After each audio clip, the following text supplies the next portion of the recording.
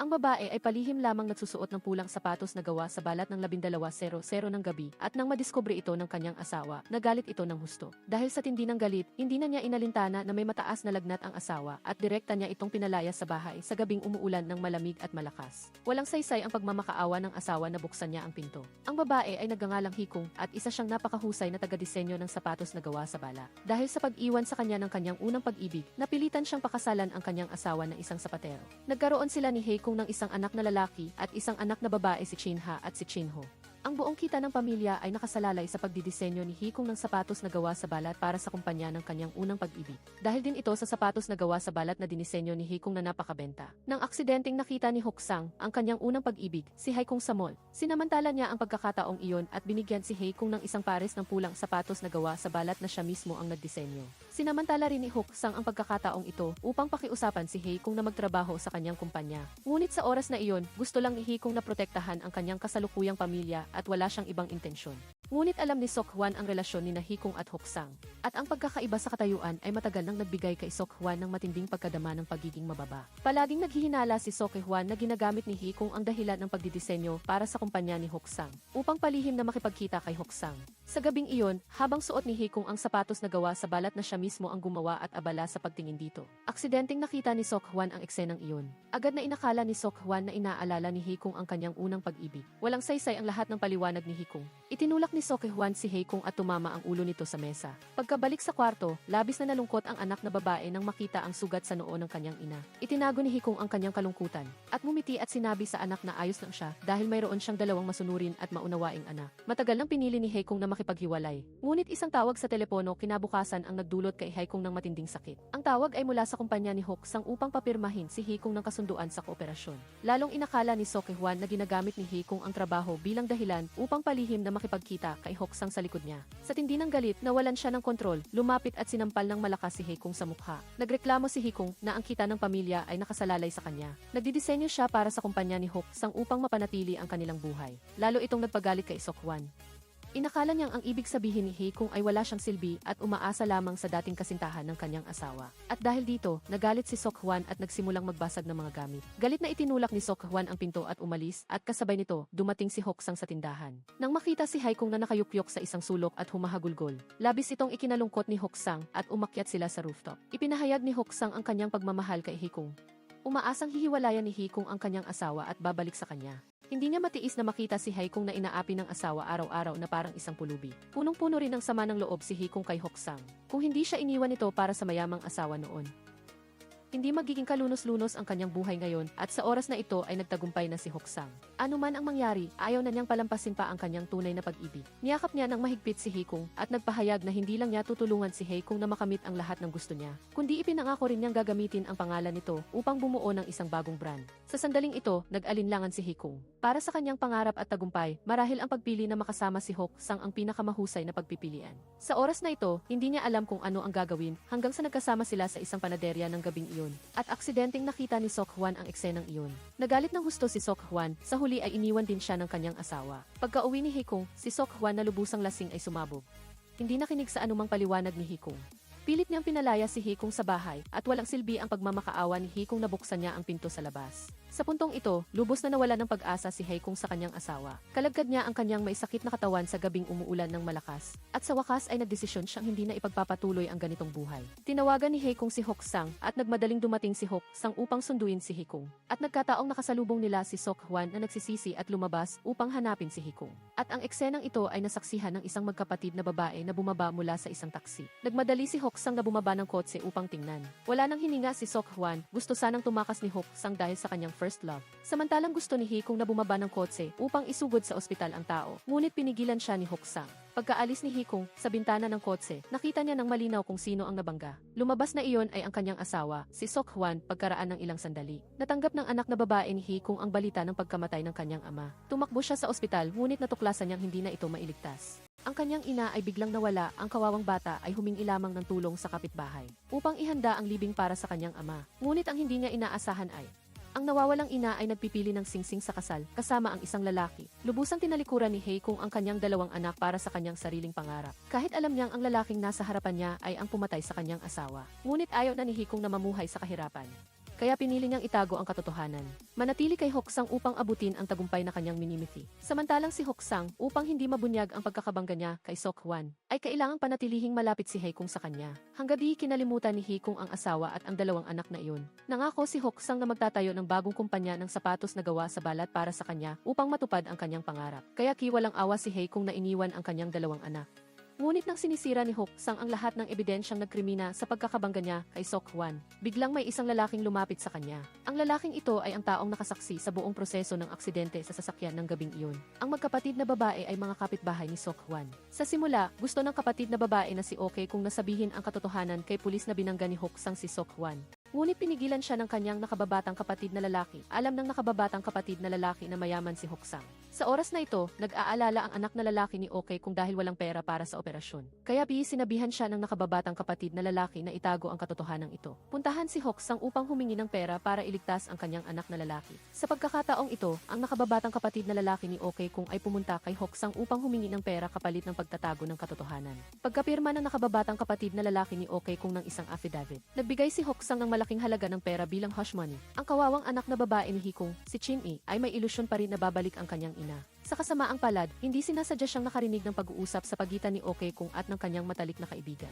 Upang kumbinsihin ang kanyang matalik na kaibigan na huwag hanapin si Haekung. Sinabi ni Okay kung sa kanyang matalik na kaibigan na tumakas si Haekung kasama ang ibang lalaki noong araw ng aksidente ni Seok-hwan. Ang mga salitang ito ay hindi sinasadyang narinig ni Chin-e na nakatayo sa labas ng pinto. Bumalik si Chin-e sa kanyang silid. Kinuha niya ang larawan nila ng kanyang ina at pagkatapos ay inihagis ito ng malakas sa sahig. Nahirapan siyang tanggapin na walang awa siyang iniwan ng kanyang ina at ang kanyang nakababatang kapatid. Ang dalawang kawawang magkapatid ay wala ng magulang at napipilitang dalhin sa orphanage upang manirahan, ngunit ayaw nilang pumunta. Nagmakaawa si Chin-e kay Okay kung napayagan silang magkapatid na manatili roon. Ang buhay ng anak na lalaki ni Okay kung ay kapalit ng buhay ni Seok-hwan.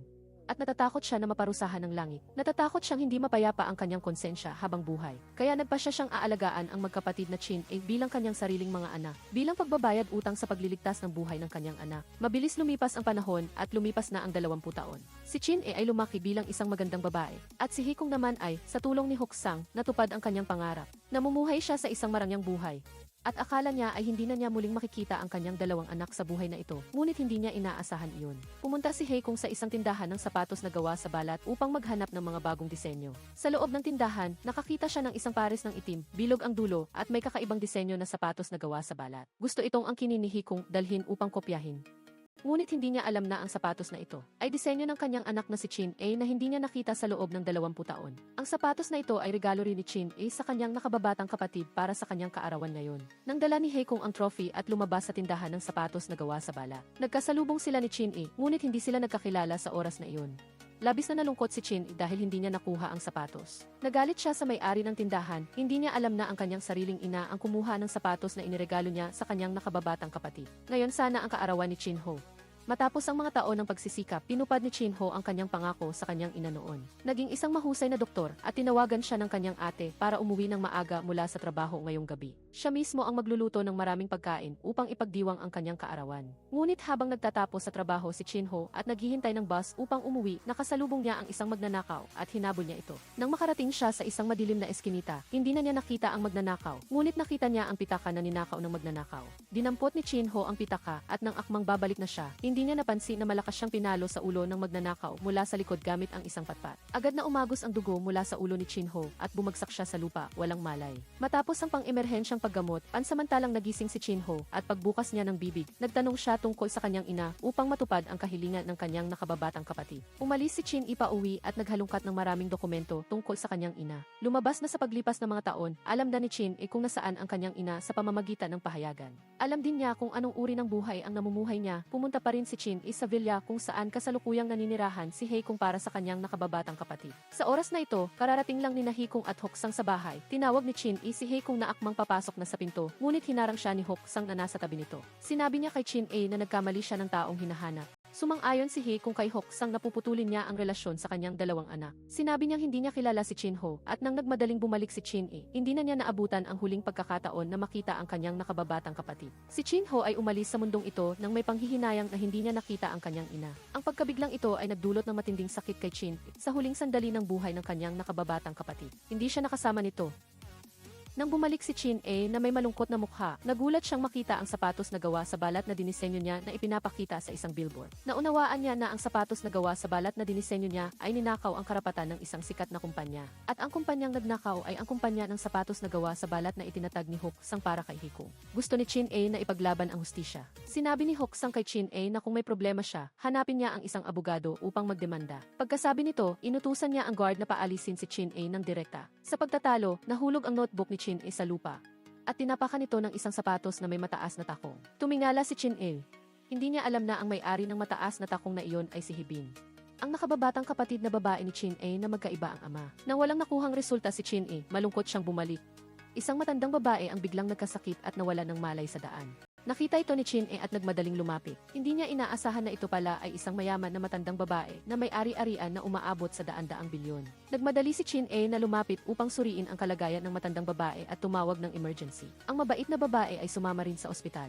Sa pag-aalaga sa matandang babae, sa oras na ito, ang apo niya ay nakatanggap ng balita at nagmadaling dumating sa ospital. Nagulat si Chin A nang malaman na ito pala ang direktor ng restaurant na kanyang inaplayan noon. Sa oras na ito, nang tumingala si Ki-suk, ay nakita niyang nakatayo pa rin si Chin A sa isang tabi. Nagpakita rin siya ng gulat na mukha. Sa oras na ito, hindi alam ng tatlong tao na si Chin A ay mayroon pala talagang hindi pangkaraniwang koneksyon kay Lola Sukcha. Si Lola Sukcha ay naghahanap kamakailan ng ampon na nawala ng higit sa 40 taon. Gumugol na siya ng maraming pera, ngunit bawat paghihintay ay umaasa at pagkatapos ay nakakaranas ng pagkadismaya. At ang ampon na nawala ay si Sok Hwan, ang namatay na ama ni Chin A. Nagising si Lola Sukcha sa kalagitnaan ng gabi at ikinuwento ang malungkot na nakaraan kay Ki-suk. Binigyan din niya ito ng isang larawan na sinasabi sa kanya na ang taong nasa larawan ay ang kanyang tiyuhin na hindi nila kadugo. Lumabas na dahil walang anak si Lola Sukcha noon, inampun niya si Sok Hwan noong bata pa ito. Ngunit pagkatapos ng ilang sandali, nagbuntis si Lola Sukcha at nanganak sa ama ni Ki-suk. Kaya pinilin lang ng asawa ni Lola Sukcha si Sok Hwan noong bata pa ito na pumunta sa istasyon ng tren. Ginamit ang dahilan ng pagpunta sa banyo at iniwan si Sok Hwan habang matagal na naghihintay. Sa huli ay nalaman din ni Sok Hwan na siya ay iniwan. Ngunit sa oras na ito ay hindi alam ni Lola Sukcha na matagal nang nabangga ng kotse si Sok Hwan at umalis na sa mundo. Nang magkaroon ng insidente at namatay ang mga magulang ni Ki-suk sa parehong araw, naramdaman ni Lola Sukcha na ito ang parusa ng langit para sa kanya. Napakasakit ng sakit ni Lola Sukcha ngayon. Upang makabawi sa pagkakamaling pag-iwan noon, pinakiusapan ni Lola Sukcha si Ki-suk na huwag siyang hayaang mamatay bago niya mahanap ang taong iyon. Si Chin A, sa pamamagitan ng grasya ni Lola Sukcha, ay nagsimulang magtrabaho sa restaurant ni Ki-suk upang ipahayag ang kanyang pasasalamat kay Chin A. Lalo pang sinabi ni Lola Sukcha kay Ki-suk na ihatid si Chin A sa bahay. Inakala ni Lola Sukcha na iniligtas siya ni Chin A at sumama sa ospital ay tiyak na upang humingi ng pera. Sa katunayan, gusto pa rin ni Lola Sukcha si Chin A sa oras na ito. Nagkamali lang siya ng tingin sa pagkakataong ito. Ang mga salita ni Lola Sukcha ay labis na nagpasakit kay Chin A. Sa paningin ni Chin A, tahasan siyang iniinsulto ni Lola Sukcha. Hinila ni Ki-suk si Chin A na galit na aalis na, gusto niyang ipaliwanag na ito ay isang misunderstanding lamang. Ngunit hindi ganoon ang iniisip ni Chin A. Sinabi niya kay Ki-suk na kahit ulila siya, hindi siya aabot sa puntong kailangang manirahan sa bahay ng iba. Pagkasabi ng mga salitang ito ay tumalikod siya at umalis. Samantalang si Lola Sukcha naman ay umaasa pa rin na si Chin A ang mag-aalaga sa kanya. Lumalala ang sakit ni Lola Sukcha at kailangan ng kidney transplant upang mapanatili ang kanyang buhay. Dahil ang blood type ni Ki-suk ay hindi tugma kay Lola Sukcha, hindi siya maaaring mag-donate. Sa kabilang banda, habang nag-aalala si Ki-suk tungkol sa kidney transplant para kay Lola Sukcha, si Chin A, na nagsabi kanina na hindi siya nangangailangan ng pera, ay hinabol ng mga debt collector hanggang sa kanyang pinagtatrabahuhan. Nang itinaas ng mga debt collector ang kanilang mga kamay upang parusahan si Chin A, nakita ng mga debt collector na may gustong maging hero at iligtas ang beauty kaya agad silang sumugod. Ngunit hindi niya inasahan na hindi madaling kalaban si Ki-suk. Sa ilang galaw lang, tumakbo ang mga thug na ito nang nagkakagulo. Ngunit bahagyang nasugatan pa rin si Ki-suk sa noo sa naganap na away. Dinampot ni Chin A ang natitirang kalahating piraso ng tissue paper. Dahan-dahan niyang ginamot ang sugat ni Ki-suk. Ang biglaang pagiging malapit ay nagpakabog ng husto at hindi maipaliwanag ang puso ni Ki-suk. Pagkatapos, umuwi si Ki-suk at nakatanggap ng tawag mula sa ospital. Kung hindi ka agad isasagawa ang kidney transplant para sa lola, wala na talagang oras. Ngunit hindi niya inaasahan na si Chin A pala ay umiinom ng alak at nagkukwento sa kanyang matalik na kaibigan. Namuntik na siyang kunin ng mga debt collector upang magtrabaho bilang hostess sa bar kamakailan. Hindi sinasadyang narinig lahat ni Ki-suk ang mga salitang ito. Nang ihatid si Chin A sa bahay, si Ki-suk ay tila na hipnotismo. Mabait niyang sinabi na tutulungan niya si Chin A na magbayad ng utang. Labis itong ikinagalit ni Chin A. Galit na sinumbata ni Chin A si Ki-suk sa pakikinig sa kanyang usapan. At ngayon ay gusto pa ring tapakan ang kanyang pagkatao.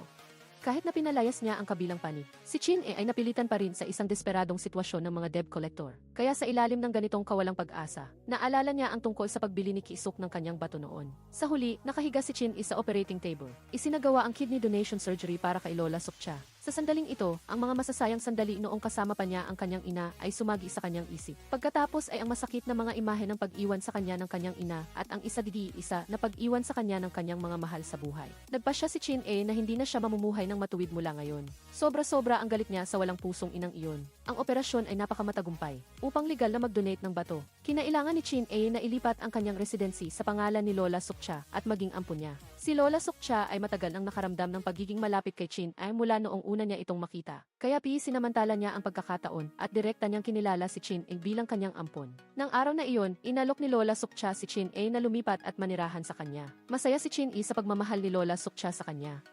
Ngunit naisip niya ang utang na loob kay Okay Kung kaya hindi pumayag si Chin-e. Sa oras na ito, si Hae Kung na may malaking utang kay Lola Sukcha ay kararating lang sa bahay upang hanapin siya. Gayunpaman, hindi alam ni Lola Sukcha na ang babaeng nasa harapan niya ay ang dating asawa ng kanyang namatay na anak. Nagmakaawa si Hae Kung na paluwagin niya ang deadline ng pagbabayad ng utang. Hindi niya alam na ang kanyang anak na si Chin-e ay abala sa kusina sa oras na ito. Lumabas na nakakuha siya ng mahalagang impormasyon mula sa bibig ng katulong noon. Sinabi ng katulong kay Chin-e na si Lola Sukcha ay isang napakayamang tao. Maraming malalaking negosyo ang nagmamakaawa kay Lola Sukcha na pautangin sila ng pera. Si Hae Kung na gumagawa ng sapatos na gawa sa balat ay isa sa kanila. Madali lang na mapabagsak ang kanilang kumpanya ni Lola Sukcha sa isang kurot lang ng daliri.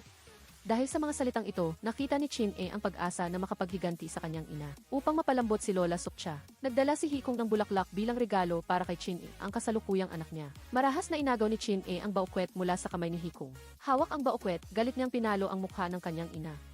Ngunit lumabas na ito ay imahinasyon lamang ni Chin-e. Hindi nakilala ni Hae Kung na ang Chin-e sa harapan niya ay ang kanyang sariling anak na babae. Dahil sa kalabisan ng pagkuha ng bulaklak kanina, nasugatan ang kamay ni Hae Kung. Si Chin-e ay napilitang pigilin ang galit sa kanyang puso at siya mismo ang nagbalot ng sugat ni Hae Kung. Ngunit ang eksenang ito ay nagpaalala kay Chin-e ng pagmamahal ng kanyang ina sa pagbalot ng kanyang mga sugat noon. Nagpaiyak kay Chin-e ng labis pagka-uwi niya sa kwarto. Hindi pa rin kumalma si Chin-e. Ang galit kay Hae Kung sa kanyang puso ay nagpaubos sa kanya ng lakas upang higpitan ang rosas na may tinik. Patuloy na umagos ang dugo ngunit wala siyang naramdaman. Sumumpa siya na hindi niya patatawarin at kakalimutan ang pagtataksil ni Hae Kung. Si Lola Sukcha ang nagmamay-ari ng mga utang na maihawak sa kapangyarihan ng kumpanya ni Hae Kung. Upang makapaghiganti, hiniling ni Chin-e kay Lola Sukcha na dalhin siya at ang panganay na apo nitong si Hoon Suk sa kumpanya ni Hae Kung upang mag-aral. Bukas ay papasok na si Chin-e sa kumpanya ni Hae Kung at si Ki-suk.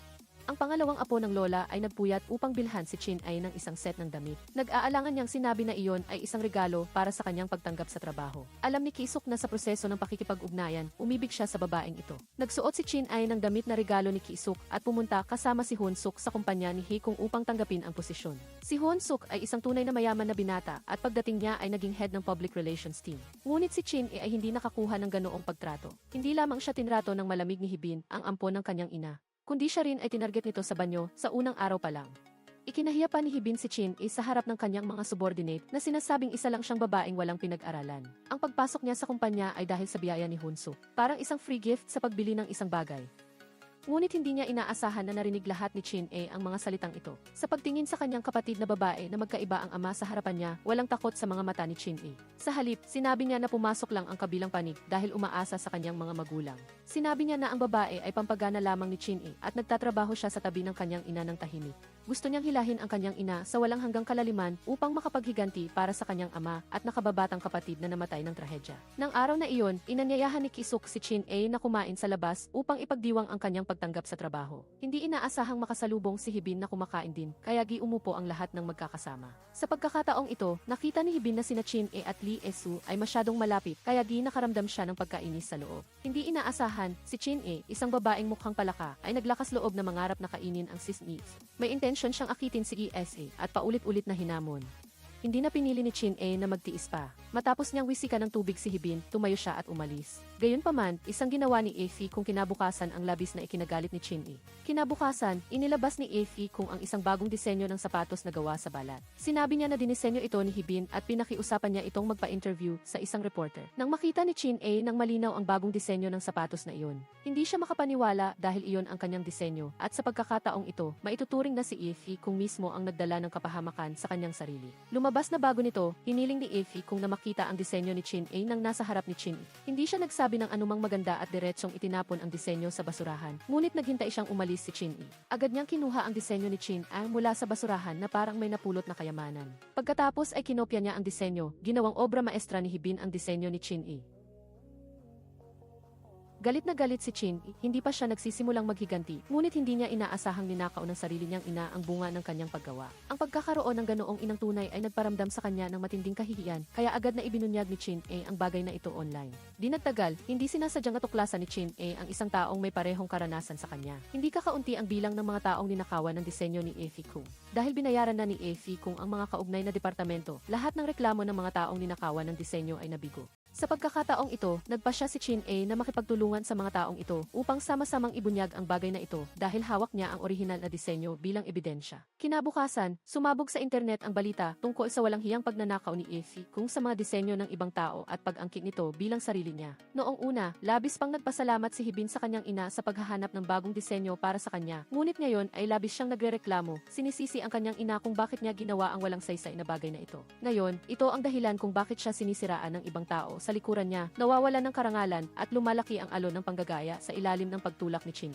Dahil dito, maraming customer ang humiling na ibalik ang kanilang mga binili, kaya tanging si Effie Kung na lamang ang agad na nag-organisa ng isang press conference. Nagpapahayag na gagawin niya ang lahat upang mahanap ang nagpapakalat ng chismis. Sa totoo lang, ang unang naisip ni Effie Kung ay si Chin upang patunayan ang kanyang hinala. Pumunta si Effie Kung sa bahay ni Chin at habang kunwari ay pupunta sa banyo, palihim siyang pumasok sa silid ni Chin. Hindi nakita ni Effie Kung ang ebidensya, ngunit hindi sinasadyang nakita niya ang sapatos na gawa sa balat na ninakaw niya ang disenyo. Bigla siyang nakakita ng liwanag at palihim niyang inilagay ang sapatos sa kanyang bag. Pumunta si Effie Kung sa isang tindahan ng sapatos na gawa sa balat at ipinakita ang larawan ni Chin sa may-ari ng tindahan upang makilala. Agad siyang nakilala ng lalaki at sinabi kay Effie Kung na ang sapatos na iyon ay isang regalo sa kaarawan na ipinagawa ni Chin para sa kanyang nakababatang kapatid. At ang nakababatang kapatid ay biglang namatay sa kaarawan na iyon. Naintindihan ni Effie Kung natiyak na si Chin ang nasa likod ng gulo. Nandyan siya upang maghiganti sa kanya. Kinabukasan, diretsyong dinala ni Effie Kung ang sapatos sa harap ni Chin. Nagtanong kung ano ang dahilan kung bakit niya ginawa iyon. Sinisi ni Chin ang kabilang panig dahil sa pagkagumon sa pagnanakaw ng mga bagay. Gusto ni Effie Kung na gamitin ang pera para paalisin siya. Ngunit sumagot si Chin ng matalim na muntik nang magpataas ng kamay kay Effie Kung. Sa kabutihang palad, ang biglaang pagdating ni Nagisang at Ibin ang pumigil dito. Kinabukasan, inutusan ni Effie Kung ang mga tao na simulan ang pagsisiyasat kay Chin mabilis na dumating ang mga dokumento ng pagsisiyasat sa kanyang kamay at binuksan niya ito upang tingnan. Malinaw na nakalista doon ang lahat ng impormasyon tungkol sa mga miyembro ng pamilya ni Chin sa sandaling ito. Sa wakas ay nalaman niya na si Chin ay ang sarili niyang anak na babae na iniwan niya 20 taon na ang nakakaraan. Dahil inampo ng pamilya Chin pinalitan ang pangalan kaya hindi siya nakilala. Matapos malaman ang katotohanan, hindi man lang naisip ni Effie Kung natanggapin muli si Chin. Sa halip, nag-alala si Effie Kung nasisirain ni Chin ang kanyang kasalukuyang buhay dahil nabunyag na ang kanyang pagkatao. Hindi na kailangan pang mag-ingat ni Chin at diretsyong nagsimulang maghiganti kay Effie Kung. Biglang nakatanggap si Effie Kung ng larawan ng pamilya na pinagsama sa kanyang dating asawa. Pagkatapos ay nakatanggap ulit siya ng mensahe mula kay Chin na nagsasabing ipinadala na niya ang larawan na ito kay Ibin sa pamamagitan ng express delivery. Natakot si Effie Kung, sumugod sa opisina ni Ibin upang kunin ang pakete. Pinagmamasdan ni Chin si Effie Kung na nagmamadaling dumating ng may mapang-akit na tingin. Gusto ni Effie Kung na kunin ang pakete at umalis, ngunit tinawag siya ni Chin at inagaw ang pakete sa kamay niya. Binuksan niya ito sa lugar at isa lamang itong magazine. Sa pagkakataong ito, nalaman ni Effie Kung na niloloko siya ni Chin at pumunta sila sa isang tahimik na sulok. Kinuwestiyon ni Effie Kung si Chin kung ano talaga ang gusto niya at binanggit ni Chin ang tungkol sa pagnanais na makita ang kanyang ina bago siya mamatay. Ngunit sa mata ni Effie Kung, ginagamit lamang ni Chin ang mga dahilan na ito upang lapitan siya at gusto lamang ng pera. Sinabi ni Effie Kung na maaari siyang bigyan ng pera upang makapagtayo ng sarili niyang kumpanya at tulungan siya na hindi na mag-alala tungkol sa pagkain at damit habang buhay. Ngunit sa puso ni Chin ay puro galit lamang. Ang mga salita ni Effie Kung ay muling labis na nakasakit kay Chin. Kaya, naghanda siyang maghiganti kay Effie Kung nang mas matindi pa. Palaging gusto ni Effie Kung na makapasok sa politika, maging isang kongresista dahil sa bagay na ito. Si Effie Kung ay kusang lumapit sa mga makapangyarihan at kailangan ding magtiis ng kahihiyan at magbenta ng sarili. Naglingkod siya kay Choi Dong-han, ngunit hindi inaasahang ang lahat ng mga lihim na bagay na ito ay ibinunyag ni Chin. Dahil ang lugar kung saan nagkikita at nag-uusap sina Effie Kung at Choi Dong-han sa bawat pagkakataon ay sa restaurant kung saan nagtatrabaho si Chin. Matapos malaman ni Chin ang tungkol dito, nagsimula siyang mag-eavesdrop. Sa puntong ito, hindi na nag-atubili si Chin at direkta siyang nagsumbong ng anonymous tungkol sa pagtanggap ni Choi Dong-han ng suhol. Sa huli, sinuspinde ang kabilang panig para sa investigasyon. Nakita ni Effie Kung na malapit na siyang magtagumpay. Sa pagkakataong ito, nagkaroon ng problema si Choi Dong-han. Inutusan ni Effie sang si Effie Kung na huwag nang makihalubilo pa kay Choi Dong-han. Ngunit hindi sumuko si Ify Kung at sumagot lamang ng walang gaanong kabuluhan. Sa sandaling ito, biglang nakatanggap ang telepono ni Ify Kung ng recording ng pag-uusap nila ni Choi Dong-han. Sa pagkakataong ito lamang niya nalaman na ang lahat ng pag-uusap nila ni Choi Dong-han ay ini-eavesdrop ni Chin-e. Gabi, mag-isang umuwi si Chin-e pagkatapos ng trabaho. Sa daan, inagaw ng isang nagmumotor ang bag sa kanyang kamay. Ang taong umagaw sa bag ni Chin ay inutusan ni Ify Kung. Kinopya niya ang lahat ng data sa telepono ni Chin-e sa isang ESP. Pagkatapos ay itinapon ang telepono sa lupa. Ginawang basag ang telepono gamit ang takong ng kanyang sapatos. Ngunit hindi inaasahang kinabukasan nang buksan ni Ify Kung ang ESP. Walang anumang kapaki-pakinabang na impormasyon sa loob. Ilang music video lamang ng mga artista. Habang naiinis siya, nagdala ang kalihim ng isang express package. Nang buksan niya, isa itong recording pen. Ang malinaw na recording ay nagpauwi kay Ify Kung na naglagay si Chin-e ng listening device sa kanyang opisina. Habang nagmamadali siyang naghahanap sa lahat ng dako, nagpadala ng text message si Chin-e na nang inis. Galit na dinampot ni Ify Kung ang telepono. Hiniling niya kay Chin-e na pumunta agad sa kanyang opisina. Di nagtagal, itinulak ni Chin-e ang pinto at pumasok. Direkta siyang kinwestiyon ni Ify Kung saan niya inilagay ang listening device. Nagpakita pa rin si Chin-e ng mapanuksong tingin. Hininga ni Ify Kung ang mga teknisyan na magsagawa ng masusing paghahanap. Matapos umalis ni Chin-e, baliw na naghanap si Ify Kung ng listening device sa buong opisina, ngunit wala siyang nakita. Labis siyang nalungkot ngunit nakatanggap siya ng isa pang masamang balita. Lumabas na matapos isumbong ni Chin-e ang mga krimen ni Choi Dong-han. Kung magsasabi ng totoo si Choi Dong-han tungkol sa suhol ni Ify Kung, si Ify Kung at Lee Hee-sang, kasama ang buong kumpanya, ay maaaring makaranas ng matinding dagok. Pinilit ni Lee Hee-sang si Ify Kung na umalis agad ng bansa upang maiwasan ang kalamidad na ito, ngunit alam ni Ify Kung ano ang pinaplano ni Lee-sang. Gusto niyang samantalahin ang kanyang pagkawala, tawagin ang kanyang anak at dating asawa upang agawin ang kanyang kumpanya. Hindi aalis si Ify Kung. Kung gusto niyang sirain ang sitwasyon, kailangan niyang kunin ang ebidensya ng recording ng pag-uusap nila ni Choi Dong-han mula kay Chin-e. Ngunit nilinaw ni Chin-e sa kanya kung gusto niyang itigil ang paghihiganti. Kung gayon, ibalik ang kanyang buhay. Kaya naghanap si Ify Kung ng isang liblib na bodega at nag-organisa ng isang candlelit dinner para kay Chin-e. Sa liblib na bodega, sinabi niya na ang bawat araw niya noong mga taong iyon ay parang buhay sa impyerno. Ang luha at pagsisisi sa kanyang mukha ay talagang nakaantig sa kalooban ni Chin-e. Ngunit hindi inaasahang ang sumunod na sinabi ni Ify Kung ang nagpamulat kay Chin-e. Inaasahan ni Ify Kung na ibibigay ni Chin-e ang ebidensya na hawak niya. Hindi lamang sila magiging masaya bilang mag-ina, ngunit makukuha niya ang anumang gusto niya. Sa pagkakataong ito, nalaman ni Chin-e. Ang pagiging paligoy-ligoy, ang layunin ay ang ebidensya na hawak niya, kaya ginawa ang emosyonal na drama na ito. Galit na sinabi ni Chin-e ng diretsahan, ibubunyag niya ang lahat ng ebidensya na hawak niya upang sirain ang peking buhay niya. Pagkatapos marinig iyon, nagmamadaling kinuha ni Ify Kung ang baso at inihagis kay Chin-e. Mabilis na kumalat ang matinding apoy, nasugatan si Chin-e sa ulo, kaya hindi na siya makagalaw. Samantala, walang pag-aalinlangan na tumakas si Ify Kung sa pinangyarihan. Sa kabutihang palad, pinauna ni Chin-e si Gi-se na sunduin siya. Dumating si Gi-se sa oras at matagumpay na nailigtas si Chin-e. Matapos mabigyan ng first aid, hindi malubha ang sugat ni Chin-e at makakabawi siya pagkatapos ng ilang pahinga.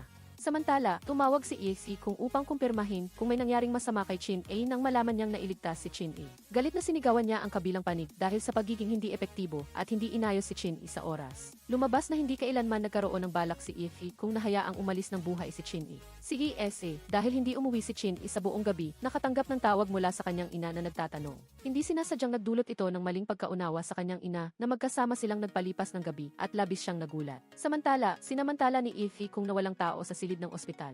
Lumapit kay Chin-e na walang malay at determinado siyang tuluyan na itong mawala. Walang awa niyang inalis ang oxygen mask ni Chin-e, nagbabalak na tapusin ang buhay niya. Masakit na nagpipigla si Chin-e sa hospital bed hanggang sa unti-unting hindi na gumalaw sa ilalim ng tingin ni Ify Kung.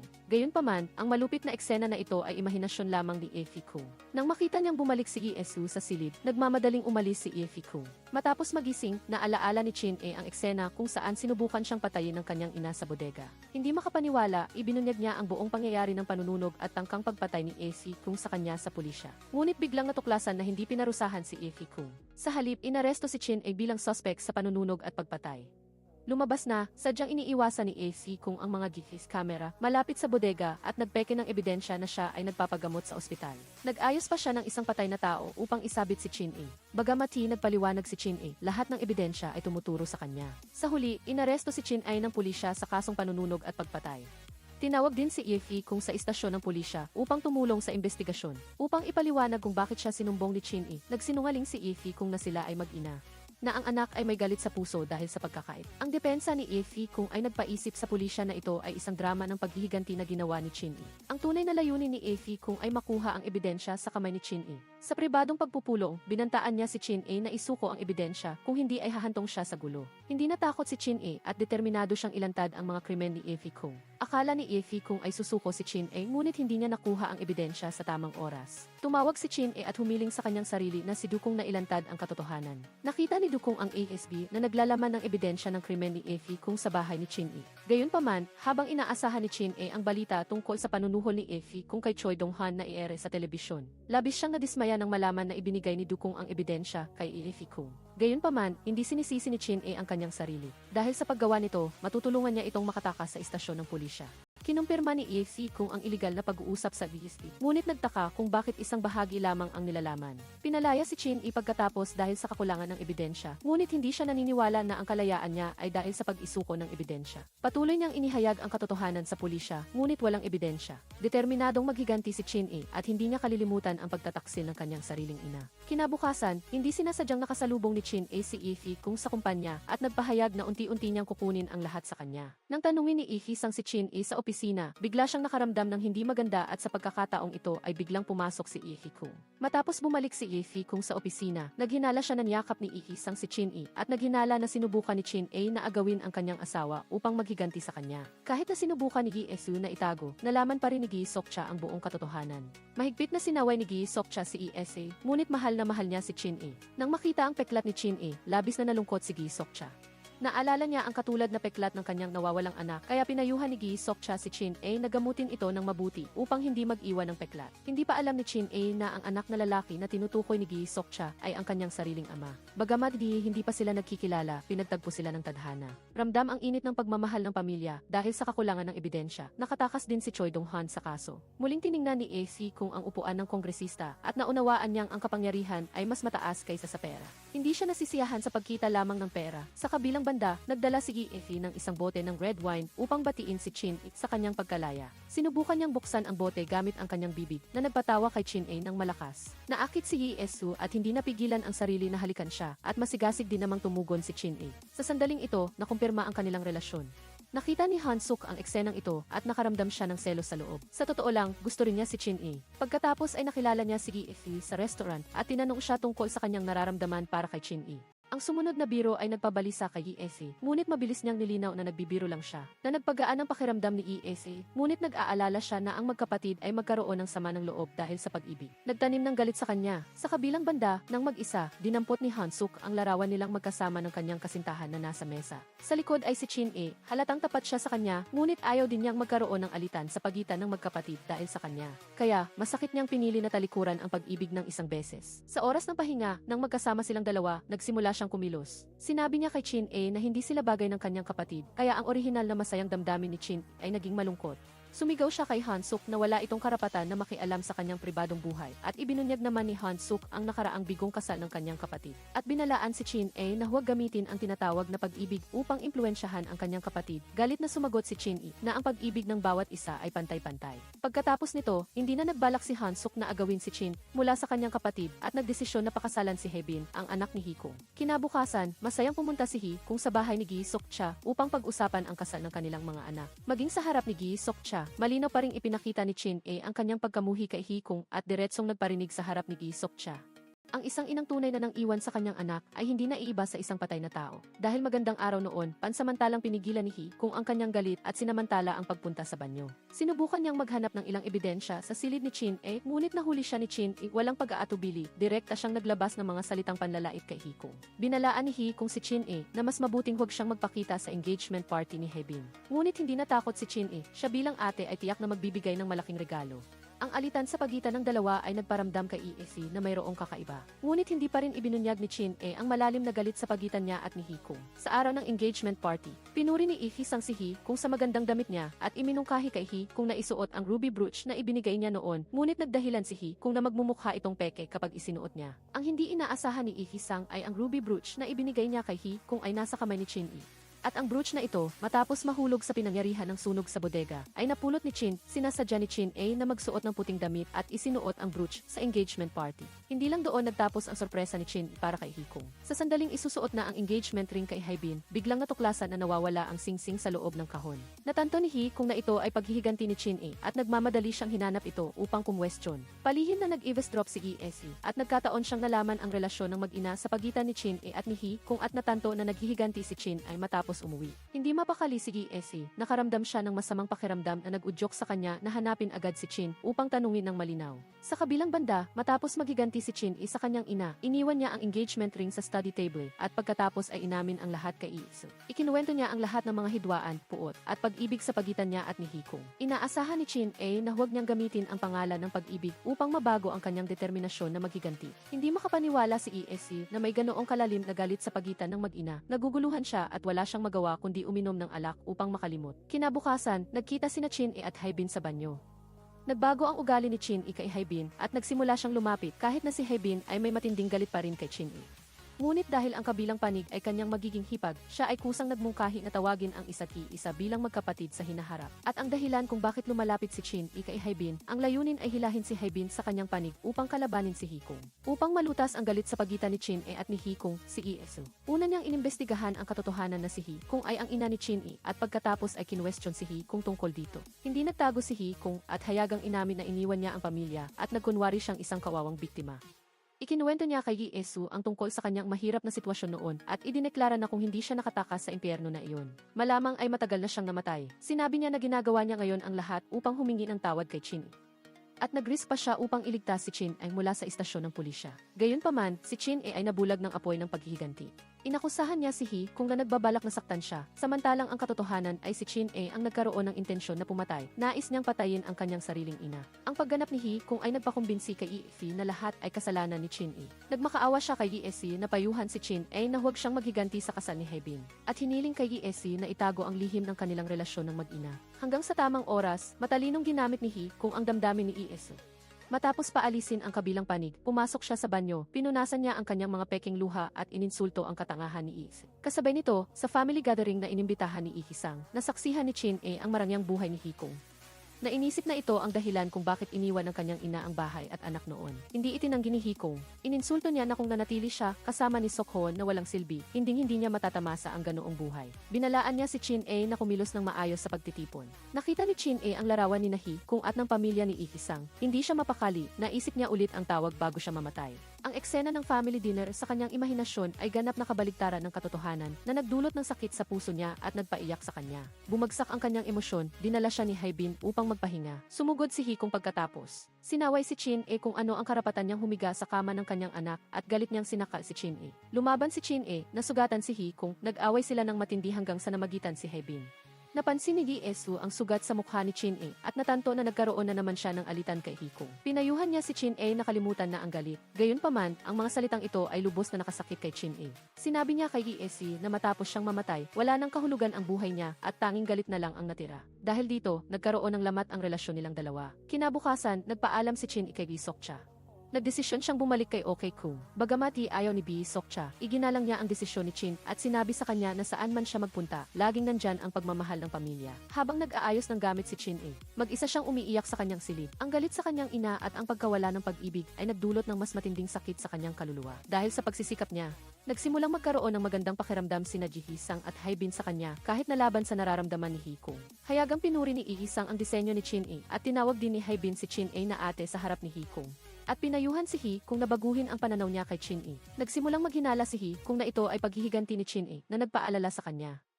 Gabi, sinubukan niyang lapitan si Ihisang upang patibayin ang kanilang relasyon, ngunit nabigo siya dahil sa malamig na pagtanggap ni Ihisang. Sa kabilang banda, habang tinutulungan ni Chin A ang kanyang tiyo na mag-ayos ng damit, nakita niya ang isang sobre na may nakasulat na Hulyo. Sa loob ay ang kasunduan sa pagiging lihim sa pagitan ni OK Kung at Ihisang tungkol sa katotohanan sa pagkamatay ng ama ni Chin A, kung saan humingi si OK Kung ng pera kay Ihisang. Biglang pumasok ang tiyo sa silid, nakita niya si Chin A na may hawak na kasunduan, nagulat siya at inagaw ito at nilunok. Ang nilalaman at ang petsa ng kasunduan ay nakita ni Chin, kahit na walang pangalan ni Ihisang, ang petsa ay tumugma sa aksidente ng kanyang ama. Kinuwestiyon ni Chin ang tiyo kung ang kasunduan na ito ay may kinalaman sa pagkamatay ng kanyang ama. Itinanggi ito ng tiyo at sinabing biro lang ito. Ngunit hindi nito naalis ang hinala ni Chin nagmamadaling humingi ng tulong ang kapatid ni Okay Kung kay Okay Kung. Samantala, inisip ni Okay Kung na dapat niyang sabihin ang katotohanan kay Chin Ngunit mariin itong tinutulan ng kanyang kapatid dahil nag-aalala siya na hindi kakayanin ng kanyang anak ang katotohanan. Ang dahilan kung bakit natatakot si Okay Kung na mabunyag ang sikreto ay dahil ang karamihan ng pera ay napunta sa kanyang bulsa. Nalaman ni Chin mula sa kaibigan ni Okay Kung na ang anak ni Okay Kung ay biglang nagkaroon ng malaking halaga ng pera. Lalo pang naghinala si Chin tinanong niya si Okay Kung tungkol dito na naghinala na ang tiyo ay ang saksi sa aksidente ng kanyang ama. Nagpanik si Okay Kung at dahil sa kanyang anak, mariin niya itong itinanggi. Lubos na nagduda si Chin pumunta siya sa istasyon ng pulisya upang hanapin ang mga dokumento ng investigasyon ng aksidente ng kanyang ama. Ngunit dahil sa mahabang panahon na ang nakalipas, nahirapan ang pulisya na tumulong. Ngunit ang pulisya ay naawa at nangakong tutulong sa paghahanap ng mga dokumento at pinakalma si Chin Galit na pumasok si Chin sa opisina ni Effie Kung. Kinuwestiyon niya kung sino ang nagdulot ng aksidente ng kanyang ama. Nagkunwari si Effie kung na walang pakialam. Sinabi niya na wala na siyang pakialam sa bagay na iyon. Nang aalis na si Chin binalaan siya ni Effie kung na lumayo sa kanyang asawa na si Isang. Ang mga salita ni Chin ay nagdulot ng pagkawala ng kontrol ni Effie kung sa opisina nang bigyan ni Isang si Chin ng ilang dokumento. Biglang sumama ang pakiramdam ni Chin at umupo sa sofa. Nag-alala si Isang at lumapit upang magtanong.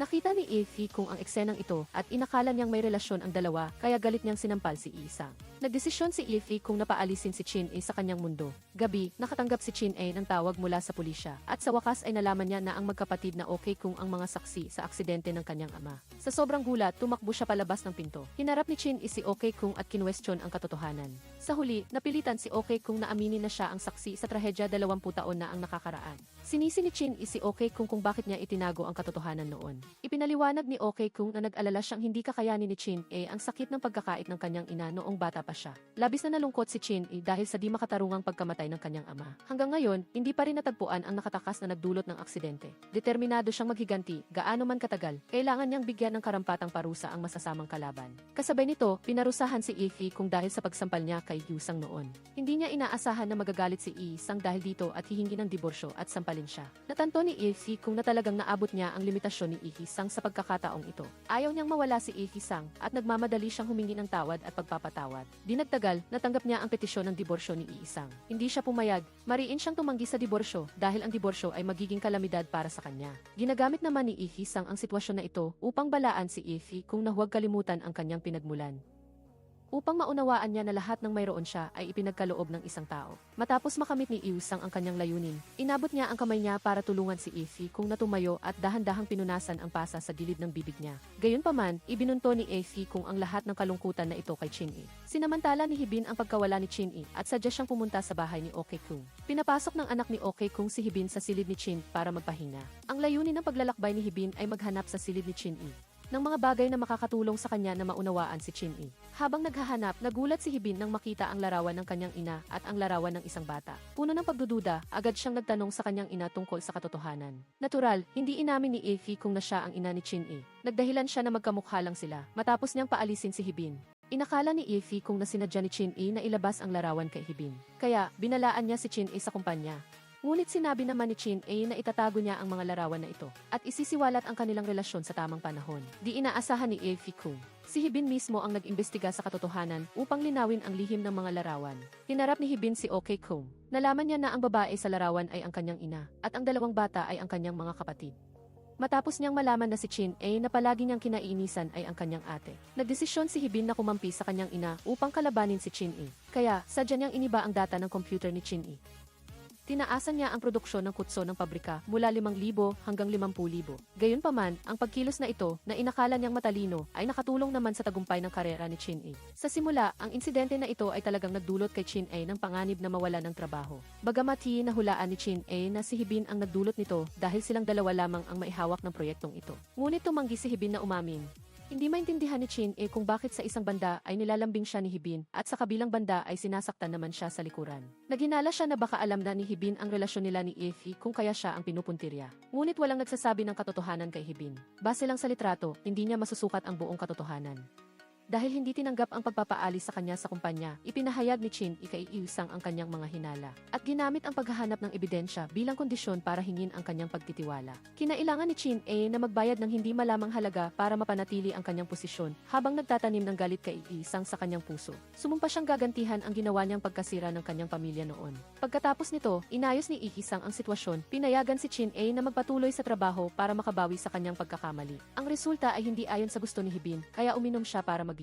At bali-baliwang nagdeklara na siya mismo ang nagpahamak kay Chin E. Aksidenteng narinig ni Chin E ang lahat. Kinumpirma ang kanyang hinala, tinukso niya si Hibin na kasing plastic din ng kanyang ina. Itinuturing ang iba bilang laruan, hindi maintindihan ni Hibin na magkapatid sila. Bakit siya nagiging mas mababa kay Chin E sa lahat ng aspeto? Pagdating sa bahay, sinabi ni Ikisang kay Haikong na si Hibin ang utak sa likod ng pagbabago ng order. Itinuro ni Ikisang na lasing si Hibin dahil sa takot kaya ginamit niya ang alak para manhid ang sarili. Pumanig si Haikong sa kanyang anak, ngunit binabalaan ni Ikisang ang kanyang ina na ang mga kamera ng kumpanya ay hindi lang pang-display. Matagal na niyang alam ang lahat. Sinabi niya kay Haikong na kung gusto niyang protektahan si Hibin, mas mabuting manahimik siya. Upang mapamahalaan ang 50,000 na inventaryo ng Kutson, nag-promote si Hibin sa pamamagitan ng channel sa pamimili sa telebisyon. Walang inaasahan na habang nagla-livestream, luluwag at mahuhulog ang chandelier sa itaas niya. Mabilis na ginamit ni Chin E ang Kutson para iligtas si Hibin. Ang aksyon na ito ay nagbigay ng malaking kumpiyansa sa mga manonood sa produkto ng Kutson. Hindi lang nabenta ang lahat ng inventaryo, kundi nakatanggap din ng maraming order. Ang kaganapan na ito ay nagpabago sa saloobin ni Hibin kay Chin E ng buo. Hindi na niya ito kinasusuklaman. Taos puso pa siyang nagbigay ng pagbati kay Chin E dahil sa kanyang promotion. Si Chin E naman, hindi lang hindi natanggal sa trabaho, kundi na-promote pa sa pagiging manager. Ito ay nagdulot ng malaking hindi kasiyahan kay Haikong. Muling kinulit ni Ikisang ang kanyang asawa, itinuro na ang kasalukuyang kilos ni Chin ay kahawig ng sa kanya noong bata pa siya. Puno ng kasiglahan, ikinumpara ni Ikisang si Chin E sa sumisikat na araw, habang si Haikong naman ay ang papalubog na araw. Nang inanyayahan ni Ikisang si Chin E na maghapunan, natakot si Haikong at gusto niyang pigilan, ngunit natuklasan niyang patay na ang telepono ng dalawa. Naalala niya ang sinabi ni Chin E noon na dahan-dahan niyang aagawin ang lahat mula sa kanya. Dahil dito, labis na nalungkot si Haikong. Pagkaraan ng ilang sandali, biglang nakatanggap si Haikong ng isang litrato na nagpapakita kay Isang at Chin E na natutulog ng mahimbing sa labas. Agad siyang tumawag upang tanungin ang kabilang panig kung ano ang kanilang intensyon. Lumabas na sinadya ni Chin E na kunan ng litrato si Isang habang lasing siyang natutulog. Ang layunin ay galitin si Haikong. Kinabukasan, paggising mula sa kalasingan, sinigawan ni Haikong si Isang dahil sa pag-inom ng alak na kasama si Chin E noong nakaraang gabi. Ipinahiwatig niya na nagtaksil siya sa pamilya na ikinagalit ng husto ni Isang. Hindi siya natuwa sa mga salita ng kanyang asawa na inakala niyang ang normal na komunikasyon ay naging mahirap pakinggan sa bibig nito. Hindi gustong makisali si Isang sa paksang ito. Ngunit hindi sumuko si Haikong, tinanong kung bakit nagkaganyan ang kanilang sitwasyon. Siniwalat ni Isang ang kanyang asawa, sinabing siya ang nagbago, hindi siya. Mahal na mahal niya ito, pinakasalan niya ito sa kabila ng lahat. At hindi siya nagtipid ng anumang halaga para tulungan ang kumpanya ng balat ng kanyang asawa. Siya mismo ang nagbigay ng lahat, ang malalim na damdamin ni Isang para kay Chin E. Kitang-kita ito ng lahat sa kumpanya. Ngayon, nasaksihan ito ni Hibin at hindi na niya ito matitiis. Bakit inaagaw ni Chin E ang lahat? Direktang tinanong ni Hibin si Chin E kung naghihiganti ba ito sa kanya. Inakusahan niya si Chin E na nagpapanggap. Kitang-kitang gusto si ESA, ngunit nakikipag-ugnayan pa rin sa kanyang kasintahan ng hindi malinaw. Muli siyang naging target ni Hibin. Naging malungkot si Chin E at lumabas para ayusin ang kanyang damdamin. Sumunod si Han Esli, sinubukang gamitin ang pagbibiro para pagaanin ang kalooban. Ngunit hindi niya inaasahan na nakita ni Hibin ang eksena mula sa malayo. Dahil sa labis na galit, kinabukasan habang nag-iisang lumalangoy si Chin E sa pool. Masama ang loob na lumapit si Hibin, bigla siyang kumilos habang nagpapahinga si Chin E. Ginawa ni Hibin ang lahat para itulak si Chin sa ilalim ng tubig sa sandali ng buhay at kamatayan. Ginawa ni Chin E ang lahat para lumaban, kinagat ang braso ni Hibin. Ang malakas na sigaw ay nakakuha ng atensyon ni Isay. Nagmamadali silang tumakbo na pagtanto na hindi maganda ang sitwasyon. Agad na umarte si Hibin na parang biktima at salarin. Nagpumilit si Hibin na gustong patayin siya ni Chin E. Sumiklab ang galit ni Haikong. Iniisip na ito ang paghihiganti ni Chin at nagbanta na kung maglakas loob pa siyang galitin ang kanyang anak. Tiyak na pagsisisihan niya ito. Habang nagmamalaki si Hibin, ipinakita ni Han Esu ang ebidensya mula sa kik. Binalaan niya si Hibin na kung saktan pa niya si Chin E, isisiwalat niya ang lahat. Umaasa si Hibin na mananatili siyang labas sa issue. Hanggang di umalis si Chin E sa kumpanya, babalik sa normal ang lahat. Ngunit hindi nag-alala si Han Esli, dumiretso siya para hanapin si Isang. Nagmadaling sumunod si Hibin, ngunit huli na ang lahat. Nasa harap na ni Isang ang ebidensya, walang nagawa si Hibin. Inaamin lamang ang pagkakamali sa kanyang ama, ngunit ang nakakagulat ay ang EFC sa kamay ni Isang. Ay hindi ang kisis ng pool, kundi ilang dokumento ng proyekto na ibinigay ni Han Isu. Sa sandaling ito, napagtanto ni Hibin na nahulog siya sa isang patibo. Kusang loob niyang inamin ang katotohanan tungkol sa kanyang intensyon na patayin si Chin-e. Dahil dito, labis na nagalit si Yi-sang ngunit dahil sarili niyang anak. Wala pa ring sinabi si Yi-sang. Naging mas sobra si Hibin. Nilapitan niya si Chin-e na may masamang hangarin. Sinubukan niyang akitin siyang umamin na ang pakikipag-ugnayan niya kina Gi-siya at Lee Esu ay dahil sa pera. Sinasadya niyang sabihin na ayaw niyang maging hipag sa isang nagpapanggap na dahil lang sa pera. Hindi nag-ingat si Chin-e at nahulog sa bitag ni Hibin. Pagkatapos umalis ni Chin-e, kinuha ni Hibin ang voice recorder ng may pagmamalaki. Pagkatapos ay ibinigay ang recording kay Haikong. Pagkatapos marinig ang recording, nagpa siya si Haikong na gumanti kay Chin-e. Sa sandaling ito, wala talagang alam si Chin tungkol sa lahat ng ito. Hinarap niya ang alok ng kasal ni Iesu. Plano ni Iesu na magpakasal bago ang kanyang nakababatang kapatid. Hindi matanggap ni Hibin na magiging hipag siya sa ate na kinasusuklaman niya. At ang kanyang kasal ay ipinagpaliban dahil dito. Kaya kinuha niya ang engagement ring ni Chin-e para ilabas ang galit niya nang tumakbo si Chin-e. Nakita lamang niya ang eksena kung saan itinapon ng kabilang partido ang engagement ring mula sa itaas at hindi na ito maisasalba pa. Kasabay nito, hindi rin mananahimik si Haikong at papanoorin si Chin-e na magpakasal sa mayaman at maging hipag ni Hibin. Naniniwala siya na ang kayamanan ng pamilya ni Gi-siya ay dapat na manahin ng anak ni Hibin para paghiwalayin sina Gi-siya at Chin-e. Ipinakita ni Haikong ang na-edit na recording. Ang recording na ito ay nagpagalit kay Gi-siya. Dahil dito, mahigpit na sinaway si Chin-e ni Gi-siya. Sa ilalim ng pag-alo ni Esa, huminahon ang kalooban ni Chin-e. Kinabukasan, hinanap ni Chin-e si Hibin, sinisisi ito sa paggamit ng masasamang taktika upang baluktutin ang katotohanan. Kinuwestiyon niya ang mag-ina kung bakit sila napakamasama.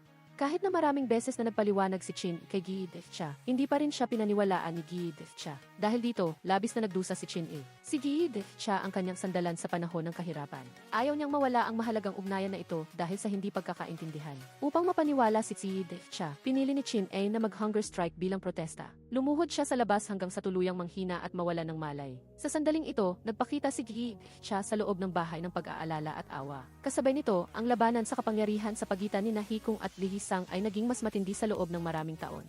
Ang ambisyon ni Haikong ay patuloy na lumawak na nagdulot ng malubhang banta sa posisyon ni Isang. Tinarget pa niya ang posisyon ng kongresista na matagal nang pinapangarap ni Isang. Bagamaki, sinubukan ni Isang na patatagin ang kanyang posisyon sa pamamagitan ng panunuhol kay Dongdik. Ngunit ang pag-atake ni Haikong gamit ang pera at kagandahan ay mas matindi. Lihim na plano ni Isang na dahan-dahang sirain ang lahat ng mayroon si Haikong at nagbigay siya ng malinaw na babala na gaano man katalino ang isang aso, hindi nito kayang palitan ang amo. Kung ang asong ito ay hindi magwawagwag ng buntot, walang awa itong sisirain ng amo. Alam ni Haikong na ang asong tinutukoy ni Isang ay siya. Inakala ni Isang na hawak niya ang kapalaran ni Haikong. Kaya tinipon niya ang lahat ng miyembro ng lupon ng direksyon upang tanggalin sa pwesto si Haikong. Gayunpaman, ang balita tungkol sa biglaang pagsisiyasat ng Bureau of Taxation ay nagpilit sa kanya na kanselahin ang pulong. Ito ang resulta ng pagliligtas ni Haikong sa sarili. Nang humingi siya ng tulong kay Choi Dong-dik, alam niyang sa pag-iingat lang ng oras niya, maisasakatuparan ang kanyang plano ng paghihiganti. Labis na nagalit si Isang, kinwestiyon niya si Haikong kung siya ba ang nagplano ng biglaang pag-atake na ito. Nagpanggap si Haikong na inosente. Tumanggi, galit na umalis si Isang, nag-schedule si Gi-siya ng pagpupulong kay Chin-e. Sa totoo lang, hindi na kailangang magsalita pa, alam na niyang na-edit ang voice recording.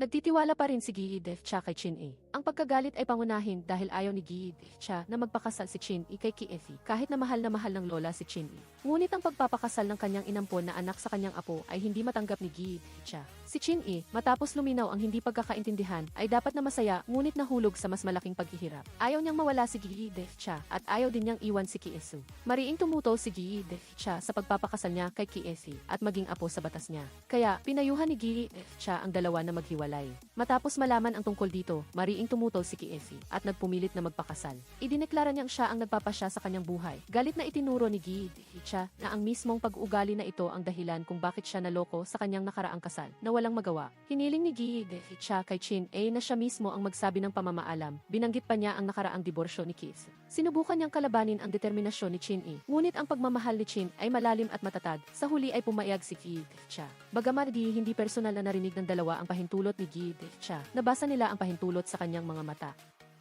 Ang tunay na ina ni Chin-e at ang kanyang kapatid sa ina na si Hibin ay mariing tumutol sa kasal na ito. Alam ni Hibin na magiging hipag niya si Chin-e. Hindi niya ito matanggap, umiyak siya kay Haikong, sinisisi ang ina dahil hindi nito pinigilan si Chin-e na manghimasok sa kanyang buhay. Hindi inaasahan ni Haikong na mabilis na magkakabati si Gi-siya at pumayag sa kasal, kaya binalaan niya si Chin-e ng gabing iyon na huwag magpakasal kay Kis. Galit na sinagot ni Chin-e si Haikong, tinanong niya kung may karapatan ba siyang manghimasok.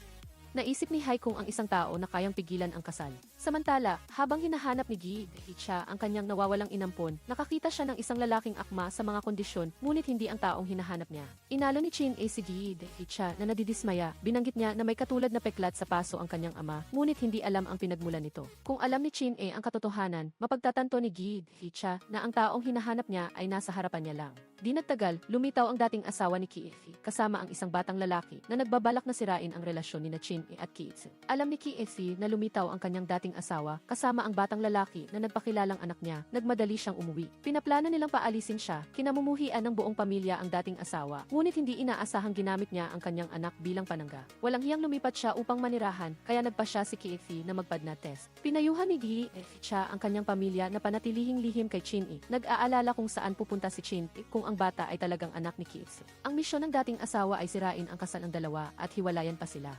At habang mas gusto ni Gi Dehcha na panatilihing lihim, mas gumawa siya ng paraan para malaman ni Chin E ang tungkol sa dalawang anak na babae na magiging hipak. Mas pinapabora ng ina ang bunsong anak, habang ang panganay ay parang aso di pusa. Naghanap pa siya ng manloloko para sirain ang kasal ng panganay na anak. Naharap sa biglaang paglitaw ng matanda at bata, naguguluhan si Chin E. Hindi na nagpaligoy-ligoy ang dating asawa, direkta niyang ibinunyag ang kanyang pagkakakilanlan kay Chin at sinabing ang bata sa tabi niya ay dugo at laman nila ni Ki-efi. Hiniling niya kay Chin A na isuko ang kanyang pag-ibig kay Ki-efi para sa bata. Nagsinungaling pa siya na lumipat na siya sa bahay ni Ki-efi para inisin si Chin A. Sa harap ng paghahamon ng dating asawa, matatag na ipinahayag ni Chin A na handa niyang palakihin ang bata. Patuloy na ginamit ng dating asawa ang inaasahan ni Gi Dehcha upang magpilit. Nagsinungaling siya na ipinadala siya ni Gi Dehcha na labis na nagpasakit sa damdamin ni Chin A. Matagal nang immune si Ki-efi sa mga taktika ng dating asawa at nagdududa rin siya sa dugo ng bata. Hiniling niya sa dating asawa na bumitaw. Magaling umarte ang dating asawa, nagpanggap na nagsisisi at nagpanggap pang yumakap kay Ki-efi. Sa kasamaang palad, nakita ito ni Chin A. Bagamat nahaharap sa paghahamon ng dating asawa, pinili pa rin ni Chin A na magtiwala kay Ki-efi at matatag na hindi isuko ang kanilang pag-ibig. Binalaan niya ang dating asawa na huwag nang umasa, ituturing niya ang bata na parang sarili niyang anak. Malapit nang ianunsyo ang resulta ng AFI test, malapit na itong magbunyag ng kasinungalingan ng dating asawa. Ngunit handa na si Haikung, binayaran niya ang ospital upang tiyakin na pabor sa kanya ang resulta ng pagsusuri. Nagkataon, nalaman ng katulong ang isang nakakatakot na lihim. Ang dating asawa ay hindi ang tunay na ina ng bata, kundi ang tiyan nito. Matapos malaman ang katotohanan, labis na nagalit si Gi Dehcha. Ngunit ang ulat ng AFI test na dala ni Ki-efi ay nagpagulo kay Gi Dehcha. Ipinaliwanag ng dating asawa na ipinadala niya ang bata sa kanyang nakababatang kapatid. Mahal na mahal ni Gi Dehcha ang bata, ngunit ang resulta ng AFI test ay nagpagulo sa dating asawa dahil hindi tunay na anak ni Ki-efi ang bata. Ang resulta na minanipula ni Haikung ay nagpahuli sa kanya nang malaman niyang nabunyag ang tunay na pagkakakilanlan ng bata. Nagplano siyang tapusin ang lahat at umalis dala ang pera. Gayunpaman, hindi niya inaasahan na maloloko rin siya. Ayaw niyang maging ina ng bata, kaya nagkaroon ng pagtatalo sa pagitan nila ni Haikung. Nagbigay pa ng karagdagang bayad si Haikung para manatili siyang tahimik. Matapos makumpirma na ang bata ay dugo ng pamilya, hindi na ito maiwan ni Gi Dehcha. Sa kabila nito, ayaw pa rin ni Ki-efi na makipagbalikan sa dating asawa. Pagkatapos, nilapitan din ni Gi Dehcha si Chin A. Umaasang makikipagkompromiso siya tungkol sa bata at makikipaghiwalay kay Ki-efi. Labis na nagpasakit sa damdamin ni Chin A ang katotohanan ito. Sa ilalim ng pakiusap ni Gi Dehcha, masakit man sa loob ay pumayag si Chin A. Ngunit hindi niya alam na ang tinatawag na dugo na ito ay isang masalimuot na kasinungalingan lamang. Hindi kailanman naniwala si Han Esi na ang batang dinala ng dating asawa ay dugo ng kanyang kapatid. Kahit na may resulta na ng AFI test, nanatili siyang nagdududa. Kaya, muli siyang nagtungo sa kaibigan niyang gumawa ng pagsusuri at humiling ng isa pang pagsusuri. Ang ekspresyon ng kanyang kaibigan ay nagpakita sa kanya ng hindi pangkaraniwang bagay. Sa ilalim ng banta, inihayag ng kaibigan ang katotohanan tungkol sa panunuhol at pagmamanipula ni Haikung sa resulta ng pagsusuri. Labis na nagalit si Han Esi, dinala niya ang dating asawa diretso sa opisina ni Haikung para kumprontahin siya. Agad namang sinisi ni Haikung ang dating asawa. Ibinasura niya ang piyesa na wala ng silbi. Nagbigay katwiran si Haikung na lahat ito ay para kay Han Esi. Pinipigilan si Ki-efi na manahin ang kayamanan ni Gi Dehcha. Kapag nahihirapan siya, makukuha ni Han Esi ang mana. Gayunpaman, kahit na siya ay mapagbigay, napakatapat ni Han Esi sa kanyang pamilya. Kung hindi si Haikung ang magiging biyanan niya sa hinaharap, tiyak na bibigyan niya ito ng karampatang leksyon. Nakiusap si Haikung kay Han Esi na huwag ibunyag ang katotohanan upang maiwasan ang pagkagulat ni Gi Dehcha. Kasabay nito, pagkatapos mabunyag ang kanyang plano, mabilis na tumakas ang dating asawa kasama ang bata na labis na nagpasakit sa damdamin ni Gi Dehcha. Maling inakala na si Ki-efi ang may responsibilidad, ibinigay ni Ki-efi ang tunay na ulat ng pagsusuri kay Gi Dehcha. Ngunit hindi ibinunyag ni Han Esi ang mga ginawa ni Haikung. Nagduda pa si Gi Dehcha na sina Chin A at Ki-efi ang gumawa ng peke. Nagtalo ang loob ni Gi Dehcha. Dahil ang pag-amin sa katotohanan ay nangangahulugang maaari nang magbalikan sina Chin-e at Ki-se. Dahil sa labis na pagmamahal sa kanyang apo, ayaw na niyang masaktan pa si Ki-se.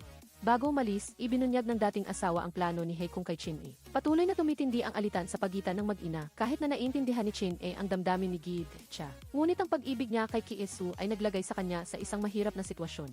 Habang nag-aalangan si Chin-e dahil sa pag-ibig, isang karakter ang dumating na tumulong sa kanya upang matuklasan ang isang nakakagulat na lihim. Ito ay si Do-hong, ang mabait na pulis na tumulong kay Chin-e na hanapin ang mga dokumento tungkol sa hit and run na aksidente ng kanyang ama. Aksidenteng nabanggit niya si Iki-sang na sinabing labis itong interesado sa muling pagsisiyasat ng kaso. Nagdulot ito ng pagdududa kay Chin-e. Naalala niya ang 20 taon na ang nakalipas, binanggit ni Haekung ang pahiwatig na magkasama sina Haekung at Lee-sang noong araw na may nangyari sa kanyang ama. Isang matapang na hinala ang lumitaw, baka si Lee-sang ang nagdulot ng aksidente. Upang kumpirmahin, umupa si Chin-e ng pribadong investigador. Ang ideya ng investigador ay tumulong sa kanya upang matagumpay na matuklasan ang katotohanan tungkol sa pagkamatay ng kanyang ama. Ang nakakapagpabagabag ay pinaghihinalaan ni Chin-e si Lee-sang na siyang pumatay sa kanyang ama. Inirekomenda ng investigador kay Chin-e na ilabas ang ebidensya ng aksidente noon upang obserbahan ang reaksyon ni Lee-sang. Matapos matanggap ni Lee-sang ang balita, labis siyang natakot na nagkumpirma ng kanyang krimen. Nasaksihan ito ni Chin-e at nagpa siyang hanapin ang hustisya para sa malungkot na kapalaran ng kanyang ama 20 taon na ang nakalipas. Nang naitala lahat ito ng lente ng pribadong investigador. Matapos kumpirmahin ni Lee-sang na walang mali at umalis, batay sa pahiwatig na ibinigay, mabilis na pumunta si Chin-e sa lokasyong ito.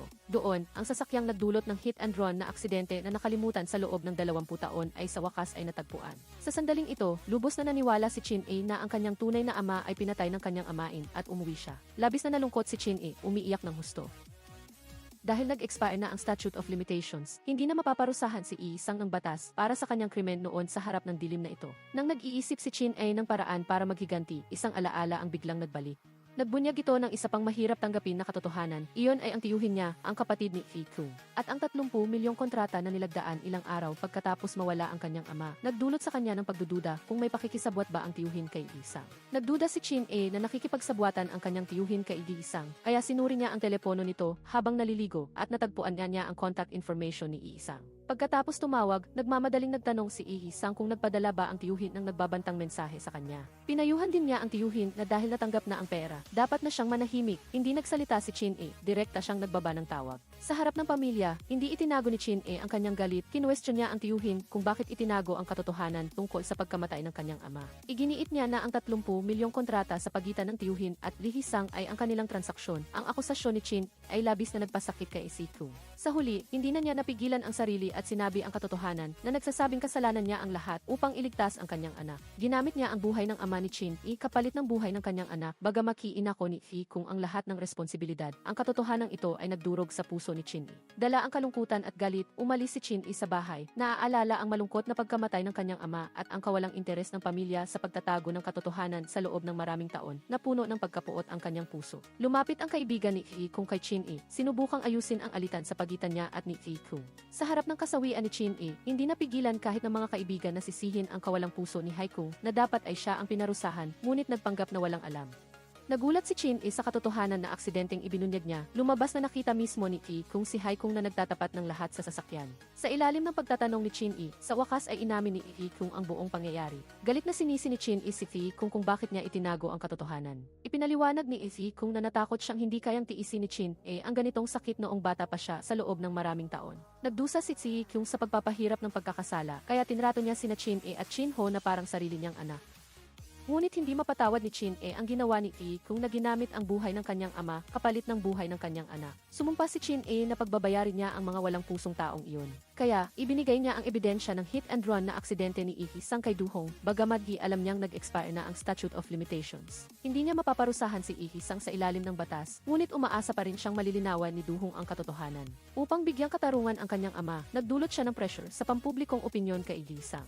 Gayunpaman, ang balita pagkatapos ay muling nagdulot ng kawalan ng pag-asa kay Chin habang nawawala ng kontrol sa emosyon. Gusto niya pang patayin si Lee-sang sa harap ni Gi-cha. Nang masaksihan niya ang kanyang kalaban na walang pakundangan na kumakain ng pagkain na niluto niya, pumasok si Chin-e sa kusina, kumuha ng matulis na tinidor at itinago sa kanyang apron. Hindi niya mapigilan ang kanyang pagkapuot. Kahit sa bahay ng kanyang minamahal na lola, wala na siyang pakialam pa.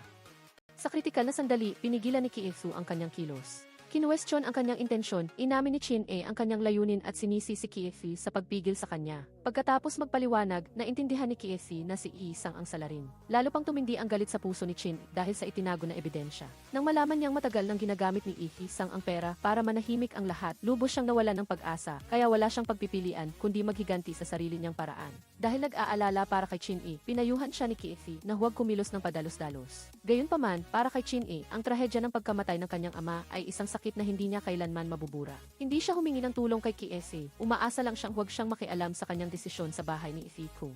Palaging malamig ang pakikitungo ni Chin-e, ngunit hindi niya kailanman ipinapakita ang sakit sa kanyang puso. Lubos na naunawaan ito ni Ifi-kun, gusto pa niyang murahin siya ni Chin-e hanggang sa maubos ito. Marahil sa ganoong paraan ay gagaan ang pakiramdam ni Chin-e. Hindi rin nasiyahan ang tiyuhin sa kasalukuyang kalagayan ni Chin-e. Kaya, sinasadya niyang ipagsigawan na isa siyang manloloko at magpapakulong siya. Ibunyag ang buong katotohanan, ngunit kabaliktaran nito, lalo lang itong nagdulot ng sakit kay Chin-e. Kahit na alam ni Chin-e na nag-expire na ang Statute of Limitations, hindi siya mapaparusahan ng batas kung narinig niya ang mga salitang ito 20 taon na ang nakalipas. Marahil ay taos puso siyang nagpasalamat, ngunit ngayon ay labis siyang nakararamdam ng kapaitan. Kusang loob na lumapit si Duhong kay Chin-e. Galitin siya sa krimen ni Iusang. Determinado siyang parusahan ng nararapat ang mga tumatakas sa batas.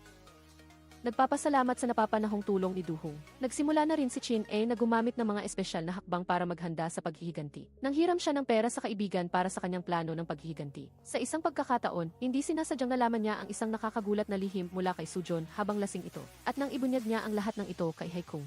Ang takot at banta ni Haikung ay lalo lang nagpatibay sa determinasyon ni Chin-e. Ang daan ng paghihiganti ay nagpahirap sa isang babae na maging nakakatakot upang maghiganti para sa kanyang ama. Hindi nag-atubili si Chin-e na mangutang at umupa ng isang asasin. Kahit na nabigo siya sa unang pagkakataon, hindi siya sumuko at agad na nagplano ng pangalawang pagpatay.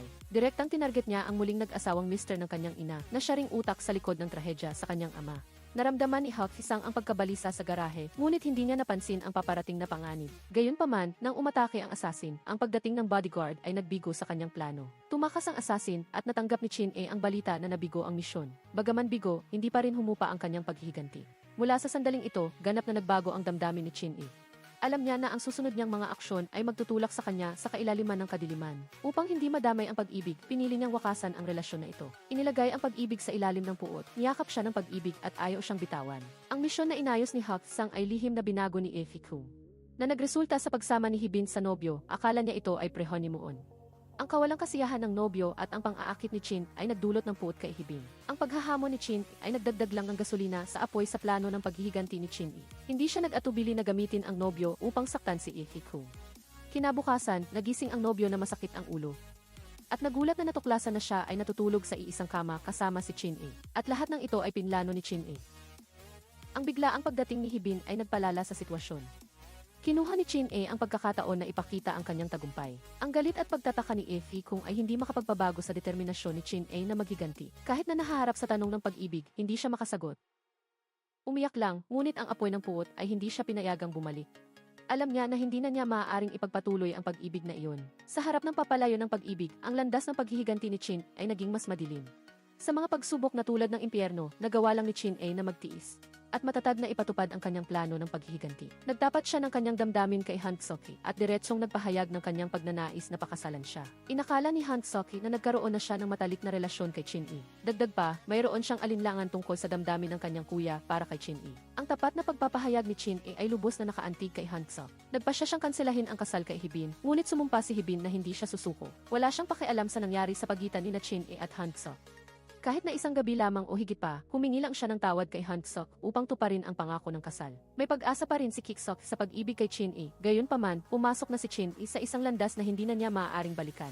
Nang naguguluhan si Hibin tungkol sa biglaang pagbabago ni Chin-e para maghiganti, sinabi niya kay Kiksok na nagpalipas ng gabi sina Hansok at Chin-e nang magkasama. Inakusahan si Chin-e na dalawang mukha, lihim na naglalaro sa damdamin ang dalawang magkapatid, na saksihan ang eksenang ito. Nagalit si Kiksok at sa huli, inihayag ni Hansok na pinigilan niya ang kanyang damdamin para kay Chin-e dahil sa paggalang sa kanyang kuya. Nag-away ang dalawang magkapatid dahil kay Chin-e sa kabutihang palad. Dumating ang ina ni Kiksok sa oras, kaya naiwasan ang paglala ng sitwasyon, ngunit hindi alam ng ina ni Kiksok ang katotohanan. Wasak din ang puso ni Kiksok. Kinwestiyon niya si Chin-e, ngunit natanggap niya ang pagtatapat ni Chin-e na mahal niya talaga si Hansok. Bagaman nagmakaawa si Kiksok na itigil na ang paghihiganti, huwag sirain ang kanyang buhay. Ngunit matatag ang determinasyon ni Chin-e. Nilapitan muli ni Hibin si Chin-e at inihayag ang lihim na sila ay magkapatid sa ina. Umaasa na bibitaw si Chin-e, ngunit hindi na tinag si Chin-e. Nang ihayag niya na ang ama ni Hibin ang pumatay sa kanyang ama. Natakot si Hibin at sa kasamaang palad ay nahulog sa hagdan at nagmadali si Chin-e na tumakbo upang tingnan. Sa sandaling ito, dumating si Hansok, ang digmaan ng paghihiganti na itinago ni Hibin, biglang nalaman ng bunsong anak na babae. Would you like me to translate another text from Vietnamese to Tagalog, or perhaps translate this text into different language? Si Hibin sa simula ay gustong tulungan ang kanyang ina, ngunit sa halip ay nadamay upang maghiganti. Inagaw pa ni Chin-e ang nobyo niya at naglantad ng isang malupit na katotohanan. Ang ama ni Hibin ang salarin, hindi pinansin ni Hibin ang kanyang sugat. Kinwestiyon si Hibin na si Hawk sang ang salarin at nasaksihan niya ang lahat. Bagaman sinubukan ni Hai kung nabigyang katwiran sa iba't ibang paraan, tinukoy na ni Hibin ang katotohanan sa kanyang puso. Nagalit si Hai kung at hinanap si Chin-e para kausapin, ngunit biglang natuklasan ang plano ni Chin-e.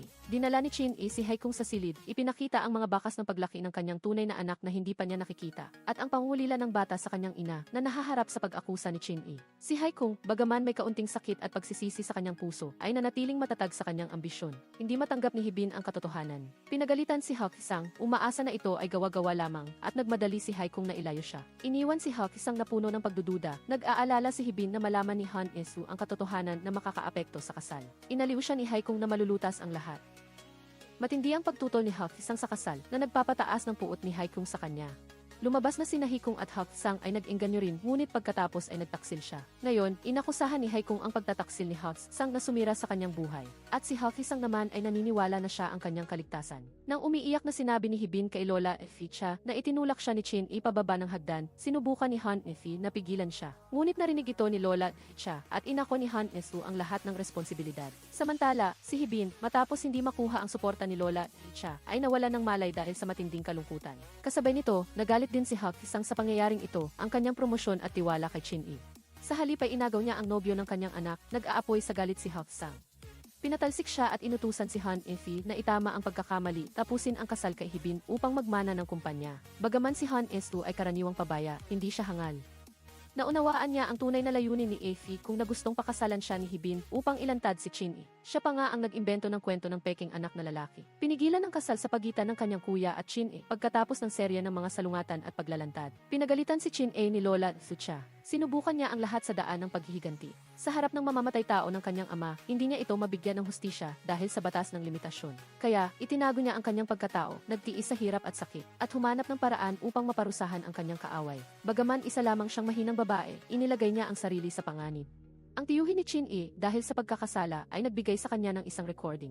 Naglantad ng transaksyon kay Hawk Sang noong nakaraan. Ginamit ni Chin-e ang recording na ito upang pahirapan ang isip ni Hawk Sang. Ngunit hindi alam ni Hawk Sang na ang naghihiganti na ito ay ang anak na babae ni Efi Kong. Iningatan niya ang lihim. Ngunit nang bantaan ang pamilya, napilitan siyang makipagkompromiso at nalantad ang pagkatao ni Chin-e. Gumamit si Hawk Sang ng matinding paraan upang hanapin siya. Gayunpaman sa kritikal na sandali, lumitaw si Kisuk upang iligtas si Chin-e. Bagaman determinado si Chin-e, hindi matanggap ni Kisuk ang paraan ng paggamit niya kay Han Esu para maghiganti. Matapos suriin ang impormasyon ng pamilya ng lalaki, nagulat si Hawk Sang nang matuklasan na si Chin-e ay maaaring ang inampon na anak ng kanyang kapatid na babae, at maaaring dumating upang ipaghiganti ang kanyang ama. Pagkatapos umuwi, hindi itinago ni Hawk Sang ang kanyang galit. Pinagalitan ang mapanlinlang na pag-ugali ni Efi kung matapos malantad ang pagkatao nito. Hinarap mismo ni Chin-e si Hawk Sang, inilantad ang kanyang mga krimen sa plano ni Chin-e. Nasaksihan ni Hibin ang lahat, bumagsak ang kanyang pananampalataya. Ito ang layunin ng paghihiganti ni Chin-e. Ang pagtatalo na ito ay nagdulot ng pagkakagalit sa dalawang magkapatid na malapit na sanang ikasal, na sumira sa puso ng lola na nagmamahal sa kanila. Would you like me to translate another text from? Ang paghihiganti ni Chin ay nagdulot ng serya ng trahedya, na nagpapaisip sa mga tao na ang pagmamahal ni Lola Echa kay Chin-e ay taos puso. Sa huli, iniligtas niya si Lola Echa mula sa kamatayan. Gayunpaman hindi ito naging dahilan upang patawarin ni Lola Echa si Chin sa pagsasaktan sa kanyang dalawang apo, dahil sa utang na loob sa pagliligtas sa kanyang ina. Ang paghihiganti lang ang nasa isip ni Chin-e na humaharap sa paggalit ni Lola Echa. Maaari lamang siyang humingi ng paumanhin kay Lola Echa na minsang mapagmataas. Dahil kay Chin-e, ang kasal ni na Han Esu at Hibin ay nakansela. Gayunpaman, kasalanan ito ng mga apo. Ngayon ay maaari na lamang yumuko at tanggapin ang paggalit ni Haekung. Ngunit hindi doon nagtatapos si Haekung. Patuloy pa rin ang paggalit, hindi pa kailanman tiniis ni Lola siya ang gayong galit. Isang salita lamang ang kanyang sinabi na hindi na naglakas loob si Haekung na magsalita pa. Ano pa ang magagawa? Sino ba naman ang nagsabi na si Lola siya ang sponsor? Sa pagkakataong ito, dapat pang magpasalamat si Haekung sa desisyon ni Lola siya na hayaan si Hibin na mawala ng pag-asa. Ipinakita ni Han Esu ang kanyang imbitasyon sa kasal kasama si Chin-e. Sinabi sa kanya na sa huli ay magpapakasal sila ni Chin-e. Itinuro ni Hibin na hindi siya mahal ni Chin-e. Ang mga salitang iyon ay nagpabalisa kay Han Esu. Pagkatapos ay tinawagan si Chin upang kumpirmahin, tinanong kung totoo ba siyang gusto niya. Ngunit ang pag-iwas ni Chin-e ay lalong nag-alala sa kanya. Katatapos lang magpaalam ni Chin-e kay Han Esu. Ayaw ni Haekung na makita si Chin-e na sirain ang kanyang buhay dahil sa paghihiganti. Lumuhod siya sa harap ni Chin-e. Ayaw niyang pakasalan niya si Han Esu, inagaw ang nobyo ng kanyang kapatid na babae. Gaano iyon kahibang? Itinanggi ni Chin-e na mayroon siyang ganoong kapatid na babae at matatag na ipinatupad ang plano ng paghihiganti. Sinabi ni Haekung na handa siyang panagutan ang lahat ng kahihinatnan. Kahit na kailangan niyang pumunta agad sa impyerno. Hindi malilimutan ni Chin-e na ginamit ng pamilya ni Haekung ang bangkay ng kanyang ama upang makipagtransaksyon kay Yusang. Inakusahan si Haekung na walang karapatan na pigilan ang kanyang paghihiganti, labis na nagdusa si Haekung. Matagal na niyang itinuturing si Chin-e na parang sarili niyang anak. Nakikita si Chin-e na lumalakad sa landas na puno ng tinik. Nakaramdam siya ng kahihiyan sa kaluluwa ng kanyang ama sa langit. Sa kawalan ng magawa, pumunta siya sa libingan ng kanyang ama at umiyak. Umaasa na maaari niyang managinip kay Chin-e upang bitawan niya ang galit at mamuhay ng masaya. Gayunpaman, nagulat siya nang matuklasan na si Ihisang ay pumunta rin doon at mas nagulat pa siya nang nag-imbita ito kay Chin-e. Habang parehong walang kamalayan sina Chin-e at si Haekung na plinano ni Ihisang na patayin si Chin-e, sinadya niyang magkunwari na handang tanggapin ang kasalanan. Habang pumunta si Chin-e sa libingan ng kanyang ama, nangako siya na kung patawarin lamang niya si Hibin, aaminin niya ang krimen ng pagpatay sa kanyang ama. Pagkatapos ng lahat, dumaan ang isang truck, naghahanda si Chin-e na tumawid sa kalsada. Ngunit nakita ni Haekung na nasa likod niya ang truck na biglang lumiko. Hindi niya inalintana ang lahat at sumugod. Itinulak si Chin-e na walang kamalayan sa kaligtasan. Nakita ang kanyang anak na malapit nang mamatay sa ilalim ng gulong. Lumabas si Haekung upang itulak siya palayo at iligtas ang kanyang buhay. Samantalang hindi nakaiwas si Haekung at nabangga ng sasakyan. Siguro, gusto ni Haekung na gamitin ang paraang ito upang ibalik ang kahihiyan kay Chin-e. Alam ni Chin-e na kung hindi si Haekung, siya ang nakahiga sa kama ng ospital ngayon. Bagaman huli na ang pagsisisi, hindi na mababago ang lahat. Naunawaan ni Chin-e na ito ay tiyak na pakana ni Ihisang at nagmadali siya sa bahay ni Ihisang upang kumprontahin siya. Kinwestiyon si Ihisang kung bakit niya gustong patayin ang kanyang Haekung. Hindi sinasadyang nasaksihan ni Han Esu ang pagkilos ni Chin-e. Nagtataka kung bakit niya hinahanap si Ihisang at may sugat pa sa mukha. Hindi masabi ni Chin-e ang katotohanan. Would you like me to translate another text from Vietnamese to Tagalog or perhaps translate this text into different language? Kinwestiyon ni Han Esu kung totoo ba ang sinasabi ng iba. Nagpakasal siya para maghiganti, puno ng pagdududa ang kanyang puso. Gusto niyang malaman kung sino ang gustong paghigantihan ni Chin-e. Ginamit ni Chin-e ang pagpunta sa ospital bilang dahilan upang iwasan ang tanong, ngunit muli siyang dumanas ng sakit sa pagkawala ng isang mahal sa buhay. Sobrang kritikal ang mga pinsala ni Haekung. Namatay siya habang tinatawag ang pangalan ni Chin-e. Nagmamadali si Chin-e sa ospital, nahaharap sa paninisi ng anak na nawalan ng ina. Maaari lamang siyang tahimik na magtiis. Biglang nagising si Lola Ficha na naginip na sinabi sa kanya ni Haekung na aalis na siya. Sana ay hindi na magtanim ng galit si Lola Ficha kay Chin at mahalin pa siya ayon sa sinabi ng minamahal. Nalaman ni Lola Ficha na namatay si Haekung dahil sa driver ng kotse. Sa libing ni Haekung, dumating sina Yusang at Haekung. Hinarang sila ni Chin-e, hindi pinayagan na mag-alay ng insenso kay Haekung. Hindi nagtago si Ihisang at diretsong sinabi kay Chin-e na namatay si Haekung para sa kanya. Sa pag-alis, pinayuhan ni Haekung si Ihisang na ayusin ng maayos ang bangkay upang walang maiwang butas. Kinabukasan, naiulat sa balita na ang pagkamatay ni Haekung ay dahil sa lasing na driver, naganap na nag-alis ng pagdududa kay Ihisang. Alam ni Chin-e na ito ang paraan ni Ihisang. Naghanap ng sisisihin, ang kanyang paghihiganti ay nagdulot ng away sa pagitan ni Kisuk at Hanfu. Ayaw niyang makita ang ganoong eksena at ayaw din niyang magdusa si Lola Ficha dahil sa dalawang apo. Umaasa si Chin-e na mapapatawad ni Kisuk si Han Esu. Upang ayusin ang sirang relasyon, nilinaw ni Kisuk na kung gusto niyang magpatawad, dapat bitawan ni Chin-e ang kanyang galit. Doon lamang naunawaan ni Kisuk ang determinasyon ni Chin-e na maghiganti. Matatag tulad ng hindi niya mapapatawad si Han Esu. Nang makaramdam ng kawalan ng pag-asa si Chin tungkol sa paghihiganti, isang lalaki ang lumitaw. Nagbigay sa kanya ng pag-asa, iyon ay si Kyu-han, anak ng dating asawa ni Ihisang. Nalaman ni Esuhan ang tungkol sa hindi pagkakasundo ni Chin at Lihisang at Haikung sa pamamagitan ng forum ng kumpanya. Kaya nagpasya siyang makipagtulungan kay Chin upang kalabanin si Haikung. Inupahan niya si Chin ay bilang pinuno ng Departamento ng Disenyo na may mas mataas na posisyon kaysa kay Hibin. Ang biglaang pagbabalik ni Esuhan ay nagdulot ng mas malaking banta kina Hikung at Hibin kaysa kay Chin.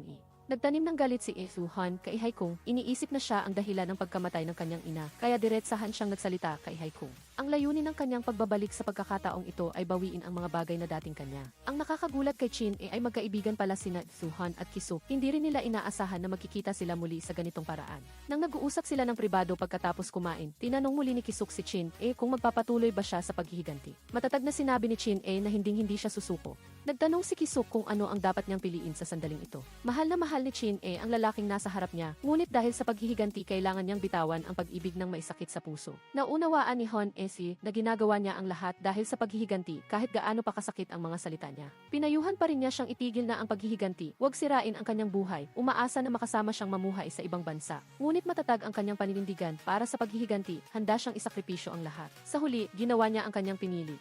Sinabi ni Kisuk kay Chin na si Han Esu ay kanyang kapatid. Hindi niya maaaring hayaang mapagsamantalahan at masaktan ng walang kamalayan. Kailangan niyang sabihin kay Han Esu ang lahat. Kung si Han Esu, pagkatapos malaman ang katotohanan, ay handa pa ring mapagsamantalahan. Wala na siyang masasabi pa, igagalang niya ang kanyang pinili. Sa huli, inamin ni Chin ang lahat kay Han Esu. Kasama na ang relasyon at ang galit at paghihiganti kina Hikung at Lisang. Inamin niya na hindi niya kailanman minahal si Han Efe. Ang dahilan kung bakit niya ito inagaw kay Hibin ay para lamang maghiganti sa inang nag-abandona sa kanya. Sinabi niya na hindi niya maaaring itigil o takasan.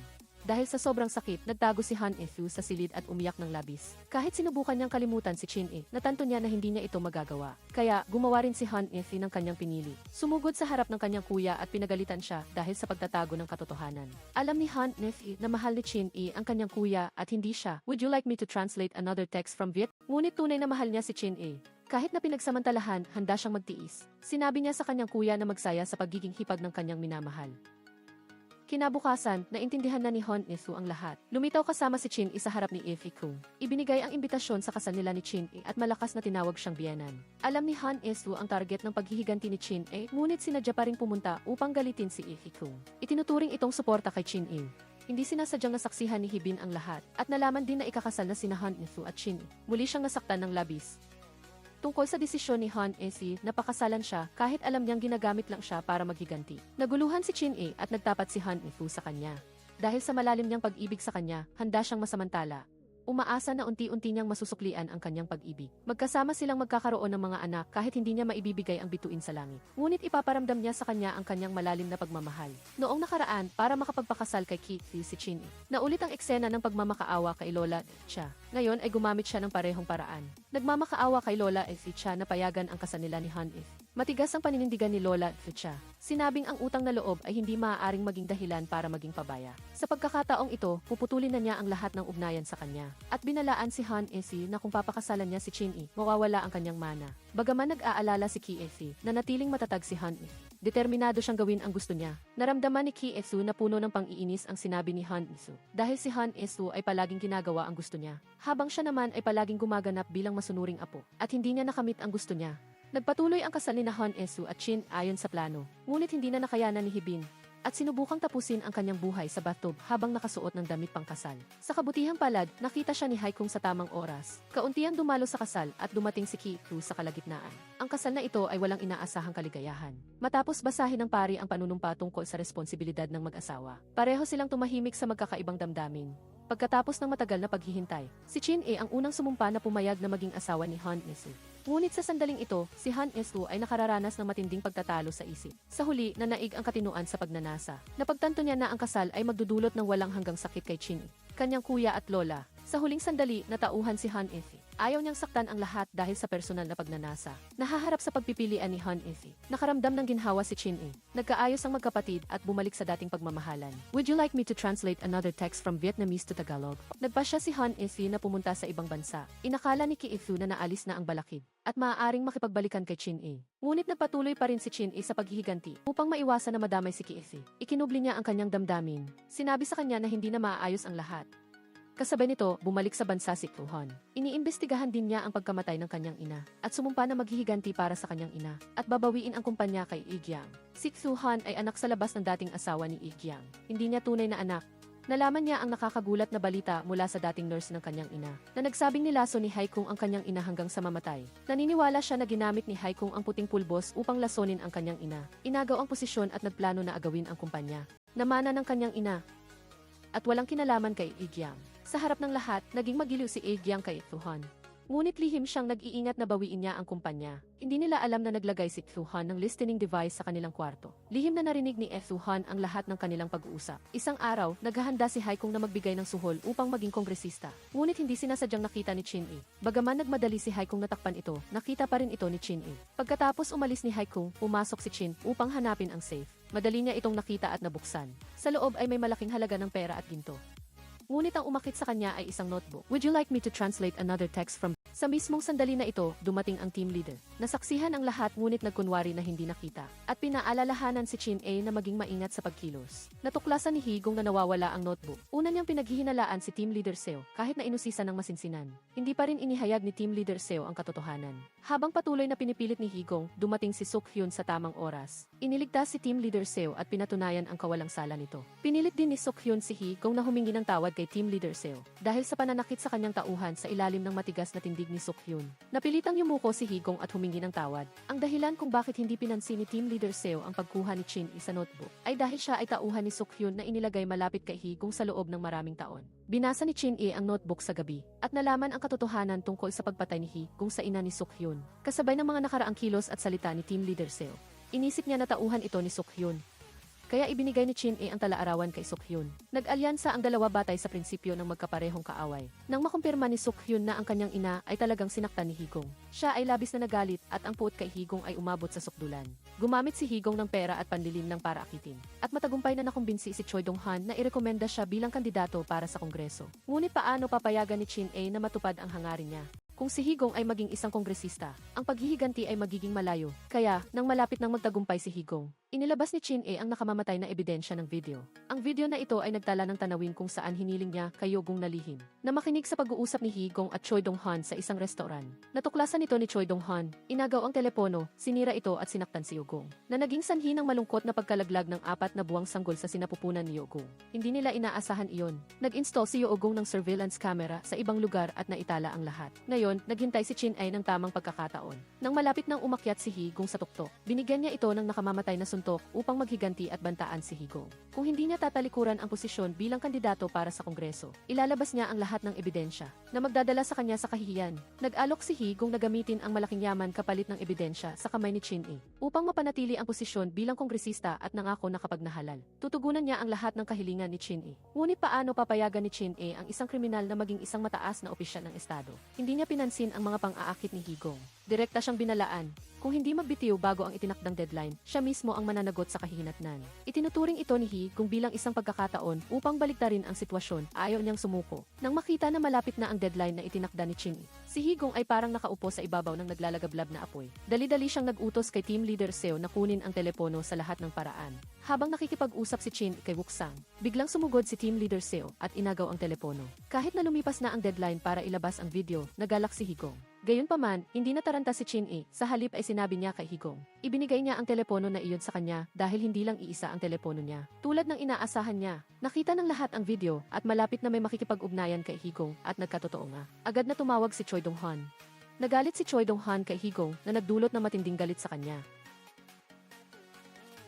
Kahit na palagi niyang sinasamantala si Higong, legal pa rin silang mag-asawa. Ang kilos ni Higong ay hindi niya matanggap. Magkasama na binalak ni Chin-e at Suk-hyun ang lahat ng ito. Maging ang pag-agaw ni Team Leader Seo sa telepono ay bahagi ng plano. Ang layunin ay para magtiwala ulit si Higong kay Team Leader Seo at patuloy na ikabit siya sa tabi niya. Ang diskarte ni Chin-e ay nagbigay ng isang nakamamatay na suntok kay Higong. Matapos ilabas ang ebidensya, agad na nagtipon si Choi Dong-han ng isang emergency meeting. Kinansela ang planong irekomenda si Higong bilang kongresista. Ang mga taon ng pagsisikap ay biglang naglaho sa kamay ng sariling anak. Sa harap ni Wuksang, inamin ni Higong na niloko niya ito. Sinasamantala lang si Choi Dong-han na natiling tahimik si Wuksang.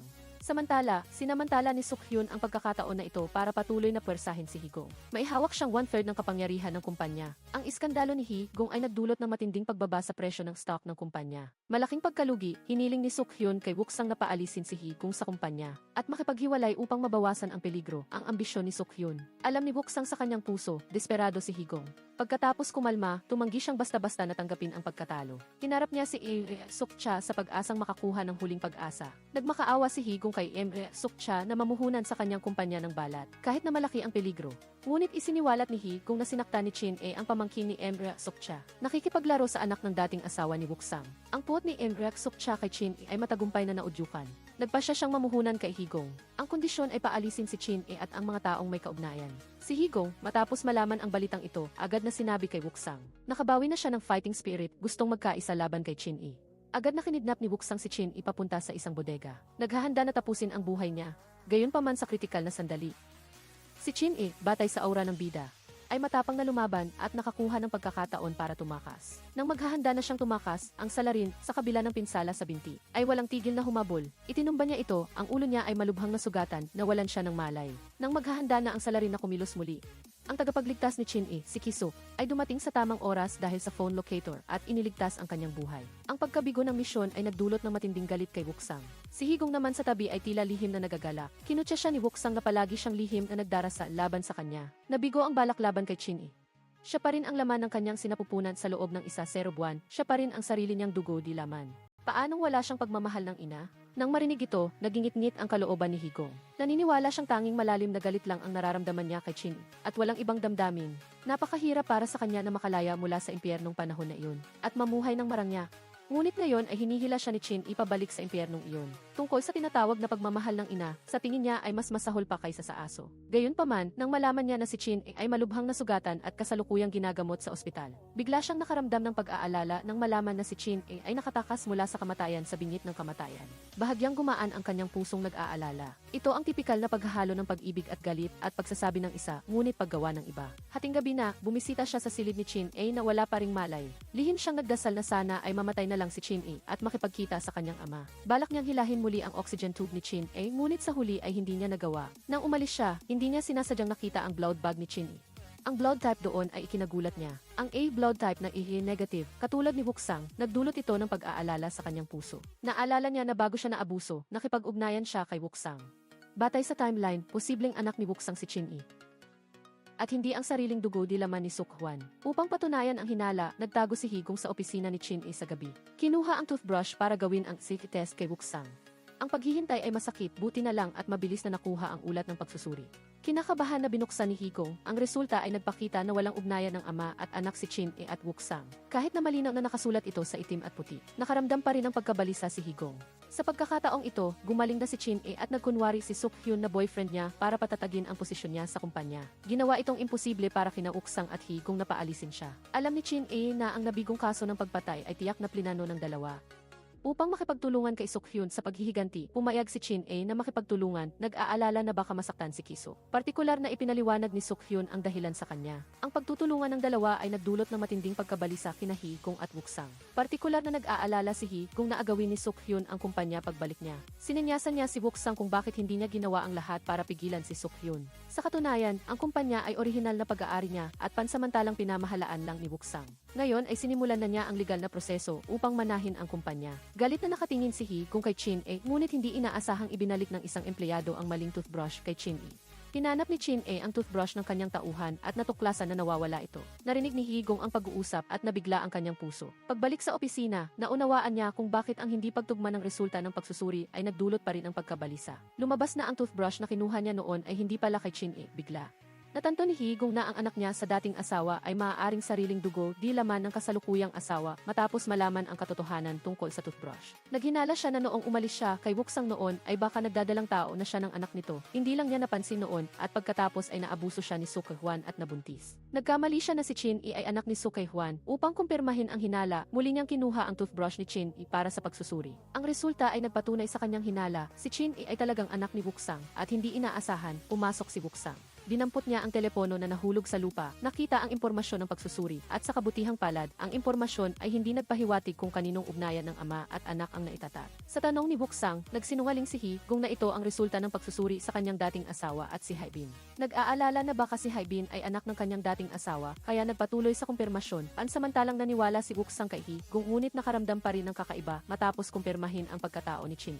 Si Hee-gung ay nasa alanganin, ang mag-ama ay parang tubig at apoy. Ngunit nagpasya si Hee-gung na panatilihin ang sikreto na ito anuman ang mangyari. Kahit na talagang patayin ni Wuksang si Chin-e, gayunpaman, si Suk-hyun. Bilang ilehitimong anak, nagpasya siyang ilantad ang tunay na kulay ni Hee-gung kay Wuksang. Natuklasan niya mula sa notebook na si Hee-gung ang pumatay sa kanyang ina at lola. At sinabi niya ito kay Wuksang. Hindi makapaniwala si Wuksang sa pag-aakalang ang paglason kay Zion sa pagkain ay totoo. Naalala niya ang pagkamuhi ng kanyang ina kay Hee-gung noon, katulad ng relasyon ni na Chin-e at Hee-gung ngayon. Nagpumilit din ang kanyang kapatid na babae na si Hee-gung ang salarin. Si Wuksang ay hindi makatiis sa galit at tumakbo pabalik sa silid. Sa oras na ito, handa na si Hee-gung sa kanyang pagtatanggol. Hindi niya iniiwasan ang pag-amin sa kasalanan, ngunit bumaling siya sa pagpuna kay Wuksang na tanga. Sa pag-aakalang ito ay isang kasinungalingan na gawa-gawa ni na Chin-e at Suk-hyun upang paghiwalayin sila. Binalaan ni Wuksang si Suk-hyun, si Hee-gung ay legal na asawa niya. Kung magpapatuloy ang paninirang puri, hindi siya magiging magalang. Hindi inaasahan ni Suk-hyun na madali lang malilinlang ni Hee-gung si Wuksang. Kasabay nito ay nalaman din ni Suk-cha ang isang masakit at hindi kapanipaniwalang sikreto. Ang nawawalang ampon na anak sa loob ng maraming taon ay natagpuan, ngunit namatay na. Isiniwalat ng investigador, ang ampon na anak noon ay pinalitan ng pangalan na Suk-hwan matapos maampon.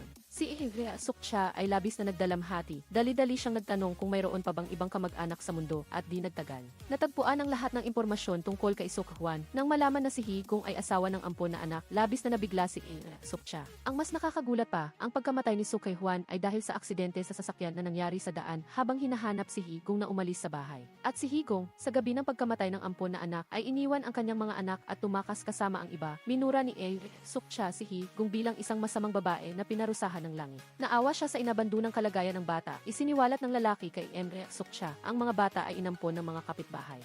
Ang isa sa kanila ay pinangalan ng Chin-ho na kamakailan lang namatay dahil sa isang aksidente at ang kanyang kapatid na babae ay pinangalan ng Chin-e. Hindi matanggap ni Suk-cha ang ganoong katotohanan. Ang benefactor na nagligtas sa kanyang ina na minsang pinalayas ay ang kamag-anak na hinahanap niya sa lahat ng oras na ito. Matapos ang investigasyon, naunawaan ni Suk-cha na si Chin ay talagang anak ng ampon na anak. Naaalala ang lahat ng ginawa niya kay Chin-e. Siya ay labis na nasaktan. Sa kabilang panig, si Wuksang ay nagkakaproblema dahil sa isang kaso ng ina. Binabantaan siya na magbayad ng 1 bilyon bago ang paglilitis o ilalantad ang katotohanan upang maiwasan ang masamang kahihinatnan. Nag-ayos si Wuksang na lihim na lutasin ang bagay na ito bago ang paglilitis. Pagkatapos lumabas ang balita, labis na nagalit si Chin-e. Direktang sinabi niya na si Wuksang ang pumatay upang takpan ang katotohanan na nilason niya si Suk-hyun matapos malaman ni Suk-cha ang tungkol dito sa balita. Sa pag-aakalang labis na mabibigla si Chin-e, matapos kumpirmahin na si Chin ay ang kanyang apo, nagpasya si Suk-cha na harapin ang mga paghihirap kasama niya. Agad siyang kumilos, humihingi ng pagbawi ng pamumuhunan sa kumpanya dahil sa iba't-ibang dahilan o kung hindi ay magsasampa ng kaso. Alam ni Suk-cha na ang pera ni Hee-gung ay inangkin ni Wuksang. Nalilito si Hee-gung kung bakit si Suk-cha, na kasama niya sa iisang panig, ay nagbago ng isip ang karagdagang desisyon ni Suk-cha. Nagdulot ng kawalan ng pag-asa kay Hee-gung, maliban kung tanggalin ni Wuksang ang posisyon ni Hee-gung kung hindi ay magsasampa siya ng kaso. Si Wuksang, upang mapanatili ang karapatan sa negosyo, ay napilitang pumayag. Ang pagkawala ng kumpanya ng balat ay parang pagkawala ng panaginip para kay Hee-gung. Pumunta siya sa bahay ni Suk-cha upang magmakaawa, ngunit nalaman niya ang tunay na intensyon ni Suk-cha. Si Chin-e ay magiging manugang niya. Ang katotohanang ito ay nakakagulat. Kinutya ni Wuksang ang kanyang asawa na siya mismo ang may gawa, ngunit hindi niya alam na ang taong magiging manugang ay ang kanyang sariling anak para kay Hee-gung. Ang pagpapanatili ng posisyon sa kumpanya ay mas mahalaga kaysa sa pagpigil kay Chin-e na maging manugang matapos malaman ang katotohanan. Buong pusong sinuportahan ni Suk-cha si Chin-e na nagdulot sa kumpanya ni Wuksang na nasa bingit ng pagkabangkarot. Napilitang tanggalin ang posisyon ni Hee-gung ayon sa kahilingan ni Suk-cha. Si Chin-e at Suk-hyun, sa ilalim ng suporta ni Suk-cha, ay umunlad ang plano ng paghihiganti. Ang matagal nang inaasam ni Chin ay sa wakas ay natupad. Pinalitan niya ang posisyon ni Hee-gung. Gayunpaman hindi niya alam, ang lahat ng ito ay salamat sa tahimik na tulong ni Suk-cha. Sa galit, hiniling ni Hee-gong kay Suk-hyun na umalis sa kanyang bahay, ngunit sinabihan siya na siya ang dapat umalis. Sa pagtatalo, tinanong ni Buksang si Hee-gong kung naiintindihan ba niya ang intensyon ni Eng Suk-cha. Natanto ni Buksang kung nalaman ni Eng Suk-cha na siya ang salarin na naglason kay Suk-hyun matatapos ang lahat kahit na hindi pa inilalantad ni Chin-a ang katotohanan. Ngunit pinagsisisihan ni Buksang na hindi niya inasikaso si Chin-a nang mas maaga. Kasabay nito, dumating si Eng Suk-cha sa libingan ni Suk-hyun at Chin-ho upang bumisita. Sa unang pagkakataon na nakita ang ampon na anak at apo na nawawala sa loob ng maraming taon, ngunit nasa kabilang buhay na, dumating din si Chin-i sa sementeryo, hindi pa isiniwalat ni Eng Suk-cha ang katotohanan. Nagsinungaling siya na kasama niya ang katulong. Nakita ang paayat na figura ni Chin-i. Naisip ni Eng Suk-cha ang puot at pakikibaka na dinanas niya, labis na nasaktan at nawala ng malay sa lugar. Pagkagising, nangako si Eng Suk-cha na aalagaan si Chin-i magpakailanman. Bago iyon, si Chin-i, sa ilalim ng tahimik na tulong ni Eng Suk-cha, ay nagdulot ng pagkabigo sa plano ng paghihiganti ni Uksang at Hee-gong. Kaya, nagpasya si Buksang na siya mismo ang kumilos at determinado na tuluyang burahin si Chin-i sa mundong ito. Sinubukan ni Hee-gong napigilan siya sa pag-aakalang hindi siya maaaring patayin dahil anak niya ito. Gayunpaman, hindi pinansin ni Buksang ang payo ni Hee-gong at nagkamali si Hee-gong na gusto lang takutin ni Buksang si Chin-i. Ngunit sa pagkakataong ito ay lubos na determinado si Buksang. Gusto niyang mawala si Chin-i sa mundong ito. Nilinlang si Chin-a na pumunta sa isang restaurant, naghihintay na lumabas si Buksang. Napagtanto niya na dumating na ang panganib at wala na siyang matatakasan. Kinokontrol ni Buksang ang buong restaurant at lahat ng labasan ay hinarangan. Galit na sinabi ni Buksang na sinira ng pagdating ni Chin-a ang kanyang masayang pamilya at naglabas ng isang katotohanan. Hindi kailanman naisip ni Hee-gong nakunin ang kanyang buhay. Ang sunog sa bodega noon ay para lang takutin siya na umalis. Nagpahayag si Chin-a ng pagdududa sa sinabi ni Buksang na nagsasabing bago sila maparusahan, hindi siya mamamatay ng ganoon kadali. Hindi na nagdagdag ng hindi kinakailangang salita si Buksang at inutusan ang kanyang mga tauhan na kumilos. Sa sandaling ito, tumawag si Hee-gong at ipinaalam kay Buksang na anak niya si Chin-i. Naalala ni Buksang ang resulta ng safety test na nakita niya sa telepono ni Hee-gong. Sa wakas ay naniwala siya kay Hee-gong. Sa harap ng dugong kamag-anak, agad na naglaho ang lahat ng puot ni Buksang kay Chin-i. Ang natira na lang ay matinding sakit at pagsisisi. Agad na tumakbo si Buksang sa ospital at nag-donate ng dugo upang iligtas si Chin-a na nasa kritikal na kalagayan. Nagalak ang doktor dahil tugma ang blood type ni Buksang kay Chin-i. Dahil ang OA negative blood type ay limitado, kung hindi ay baka namatay na si Chin-i, dagdag pa ng doktor. Kailan lang ay inoperahan si Chin-i dahil sa pinsala sa ulo, hindi maganda ang kondisyon, ngunit naisalina ng dugo sa tamang oras. Sa wakas ay nalampasan na niya ang panganib, nagdulot ito ng matinding paninisi sa sarili kay Buksang. Dahil ang dalawang pinsala ay siya ang may gawa, halos siya na mismo ang pumatay sa kanyang anak. Tinanong ni Buksang si Hee-gong kung bakit itinago niya ang pagkatao ni Chin-i. Ipinaliwanag ni Hee-gong na niloko rin siya ni Suk-hwan, natatakot na ang paglalahad ng katotohanan ay magpapalayas kay Buksang. Hindi inasahan ni Buksang na ang babaeng gusto niyang lipulin ay ang kanyang sariling dugo.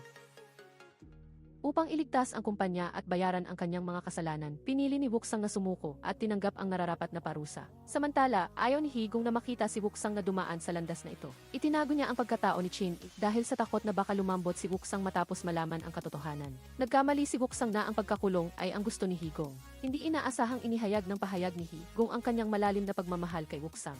Nagdulot ito ng matinding pagsisisi kay Buksang sa mga ginawa niya noong nakaraan. Sa oras na ito, naunawaan ni Buksang ang pag-ibig ni Hee-gong para sa kanya sa lahat ng oras na ito. Natatakot lang siyang masaktan muli kaya sinabi niya ang kabaliktaran. Nagpahayag si Buksang ng matinding pagsisisi. Kung naunawaan niya ang puso ni Hee-gong nang mas maaga, hindi niya pipiliin na saktan siya. Humingi siya ng tawad kay Hee-gong. Ipinahayag na kahit hinahabol ang tagumpay at pera, hindi niya sana siya iniwan noon.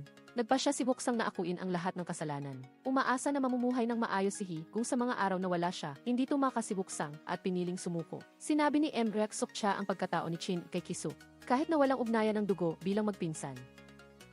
Hindi pinahintulutan ni Eng Suk-cha na magpakasal sila upang maiwasan ang chismis. Nagdulot ito ng kawalan ng pag-asa kay Ki-suk. Hindi inaasahang ang nakahahadlang sa kanilang kasal ay ang sekular na pag-iisip. Nakakita si tita sa paglilinis ng mga alaala ng kanyang ina ng isang notebook. Nagbubunyag ng tunay na sanhi ng pagkamatay ng kanyang ina at ng ina ni Suk-hyun. Lumabas na minahal ni Hee kung si Buksang noon habang buhay pa ang ina ni Suk-hyun. Kahit na nagtiis ng lahat ng kritisismo, nag-aalaga pa rin siya sa pamilya ng asawa at sa ina ni Suk-hyun nang walang hinanakit o pagsisisi. Ang puting pulbos na iyon ay hindi lason kundi bitamina. Matapos mamatay ang ina ni Suk-hyun, nag-organisa pa si Hee-gong ng isang maringgal na libing para sa kanya. Ang mga kasalanan na itinala ni Hee-gong sa notebook ay pawang pagkadismaya at ilusyon niya tungkol sa kanyang mga naranasan matapos malaman ang katotohanan. Nadama ni Suk-hyun na labis niyang hindi naunawaan si Hee-gong. Si Chin-i, matapos gumaling, ay hindi nagalak sa matagumpay na paghihiganti dahil sa paghihiganti. Nasaksihan niya ang pag-alis ng kanyang mga mahal sa buhay. Hindi ito ang resulta na inaasahan niya. Tinanong niya si Hee-gong kung hindi niya mahal ang kanyang ama, bakit niya pa siya dinala sa mundong ito. Sa harap ng ganoong tanong, hindi na kailangang itago ni Hee-gong kay Chin-e ang anumang katotohanan. Una niyang inamin na wala siyang kahit na anong damdamin kay Suk-hwan. Mahirap tanggapin ni Chin-e ang katotohanan ito sa pag-aakalang ito ay pagtatanggol lang ni Hee-gong. Nadama niya na kung totoo ang sinabi ni Hee-gong, maaari siyang pumili na makipaghiwalay, hindi kailangang mamuhay kasama ang taong iyon habang buhay. Gayunpaman, isiniwalat ni Hee-gong na hindi sa ayaw niyang tumakas, kundi siya ay invisible na nakatali kay Suk-hwan at nagtiis ng pang-aabuso. Nang sabihin ni Hee-gong kay Chin-e na siya ay talagang biological na anak ni Wook-sang at hindi anak ni Suk-hwan, labis na nabigla si Chin-e, inakala niyang ito ay isang malaking biro at hindi siya makapaniwala. Binisita ni Chin-e si Wook-sang sa kulungan, labis siyang nagsisisi sa kanyang nakaraan kung hindi dahil sa kasakiman noon. Malamang ay nagkaroon na sila ng masayang buhay mag-ama ng matagal na, ang tanging hiling ni Wook-sang ay makamit ang kapatawaran ni Chin-e. Si Wook-sang, sa pagmamahal niya kay Haibin, ay tiyak na isang karapat-dapat na ama. Nang akalain ni Wook-sang na hindi niya makakamit ang kapatawaran ni Chin-e at aalis na. Si Chin-e, na may luha sa mata, ay nagsabi sa kanya na mag-ingat ngunit lihim na tinawag siyang ama sa kanyang puso. Sa wakas ay pinili ni Chin-e na bumitaw at pinatawad ang lahat. Nang malaman ni Ki-suok ang pagkatao ni Chin-e, emosyonal siyang nag-propose sa kanya. Ngunit ang nasugatan na puso ni Chin ay hindi pa kayang tanggapin ang pag-ibig kaya tinanggihan niya ito. Nangako si Ki-suok na handa siyang maghintay ng walang hanggan, mabilis na lumipas ang 10 taon. Nag-aral si Chin-e at bumalik, binisita ang kaluluwa ni Suk-hwan at sa panahong ito, namatay na rin si Suk-cha. Nag-propose muli si Ki-suk, ngunit hindi pa rin pumayag si Chin-e at kailangan lang niyang magpatuloy sa paghihintay. Bumalik si Chin-e sa leather shoe store kung saan nakaimbak ang hindi mabilang na alaala niya at ng kanyang ina. Doon, nakita niya ulit si Hee-gong pagkatapos ng 10 taon na paghihiwalay. Wala nang ambisyon si Hee-gong at nagpa siyang mamuhay ng mapayapa. Sa wakas ay naunawaan ni Chin-e ang sakit ng kanyang ina habang kasama si Suk-hwan. Napagtanto niya na ang paghihiganti sa kanyang ina ay isang hindi pagkakaunawaan at umaasa siyang mapatawad siya ng kanyang ina. At binigyan si Hee-gong ng isang pares ng pulang leather shoes na nagpapahiwatig ng pag-asa na makakabalik siya sa kanyang mga paa. Gayunpaman, nagpa siya si Hee-gong na hindi na magsuot ng leather shoes mula ngayon. Sinabi niya na ang pulang leather shoes na isinuot niya noong gabing iyon ay sumasalamin sa pangit na ambisyon. Ngayon ay gusto lang niyang mamuhay ng mapayapa at inakala niya na hindi na siya karapat-dapat magsuot ng leather shoes. Ang buhay ni Hee-gong ay puno ng trahedya, ang kanyang kapalaran ay sinira ni Suk-hwan. Ang kanyang ambisyon na ituloy ang kanyang sariling kapangyarihan ay sa huli ay inalis ni Chin-e. Ngunit hindi siya nagtanim ng sama ng loob kay Chin dahil siya ang bunga ng pag-ibig niya sa taong mahal niya.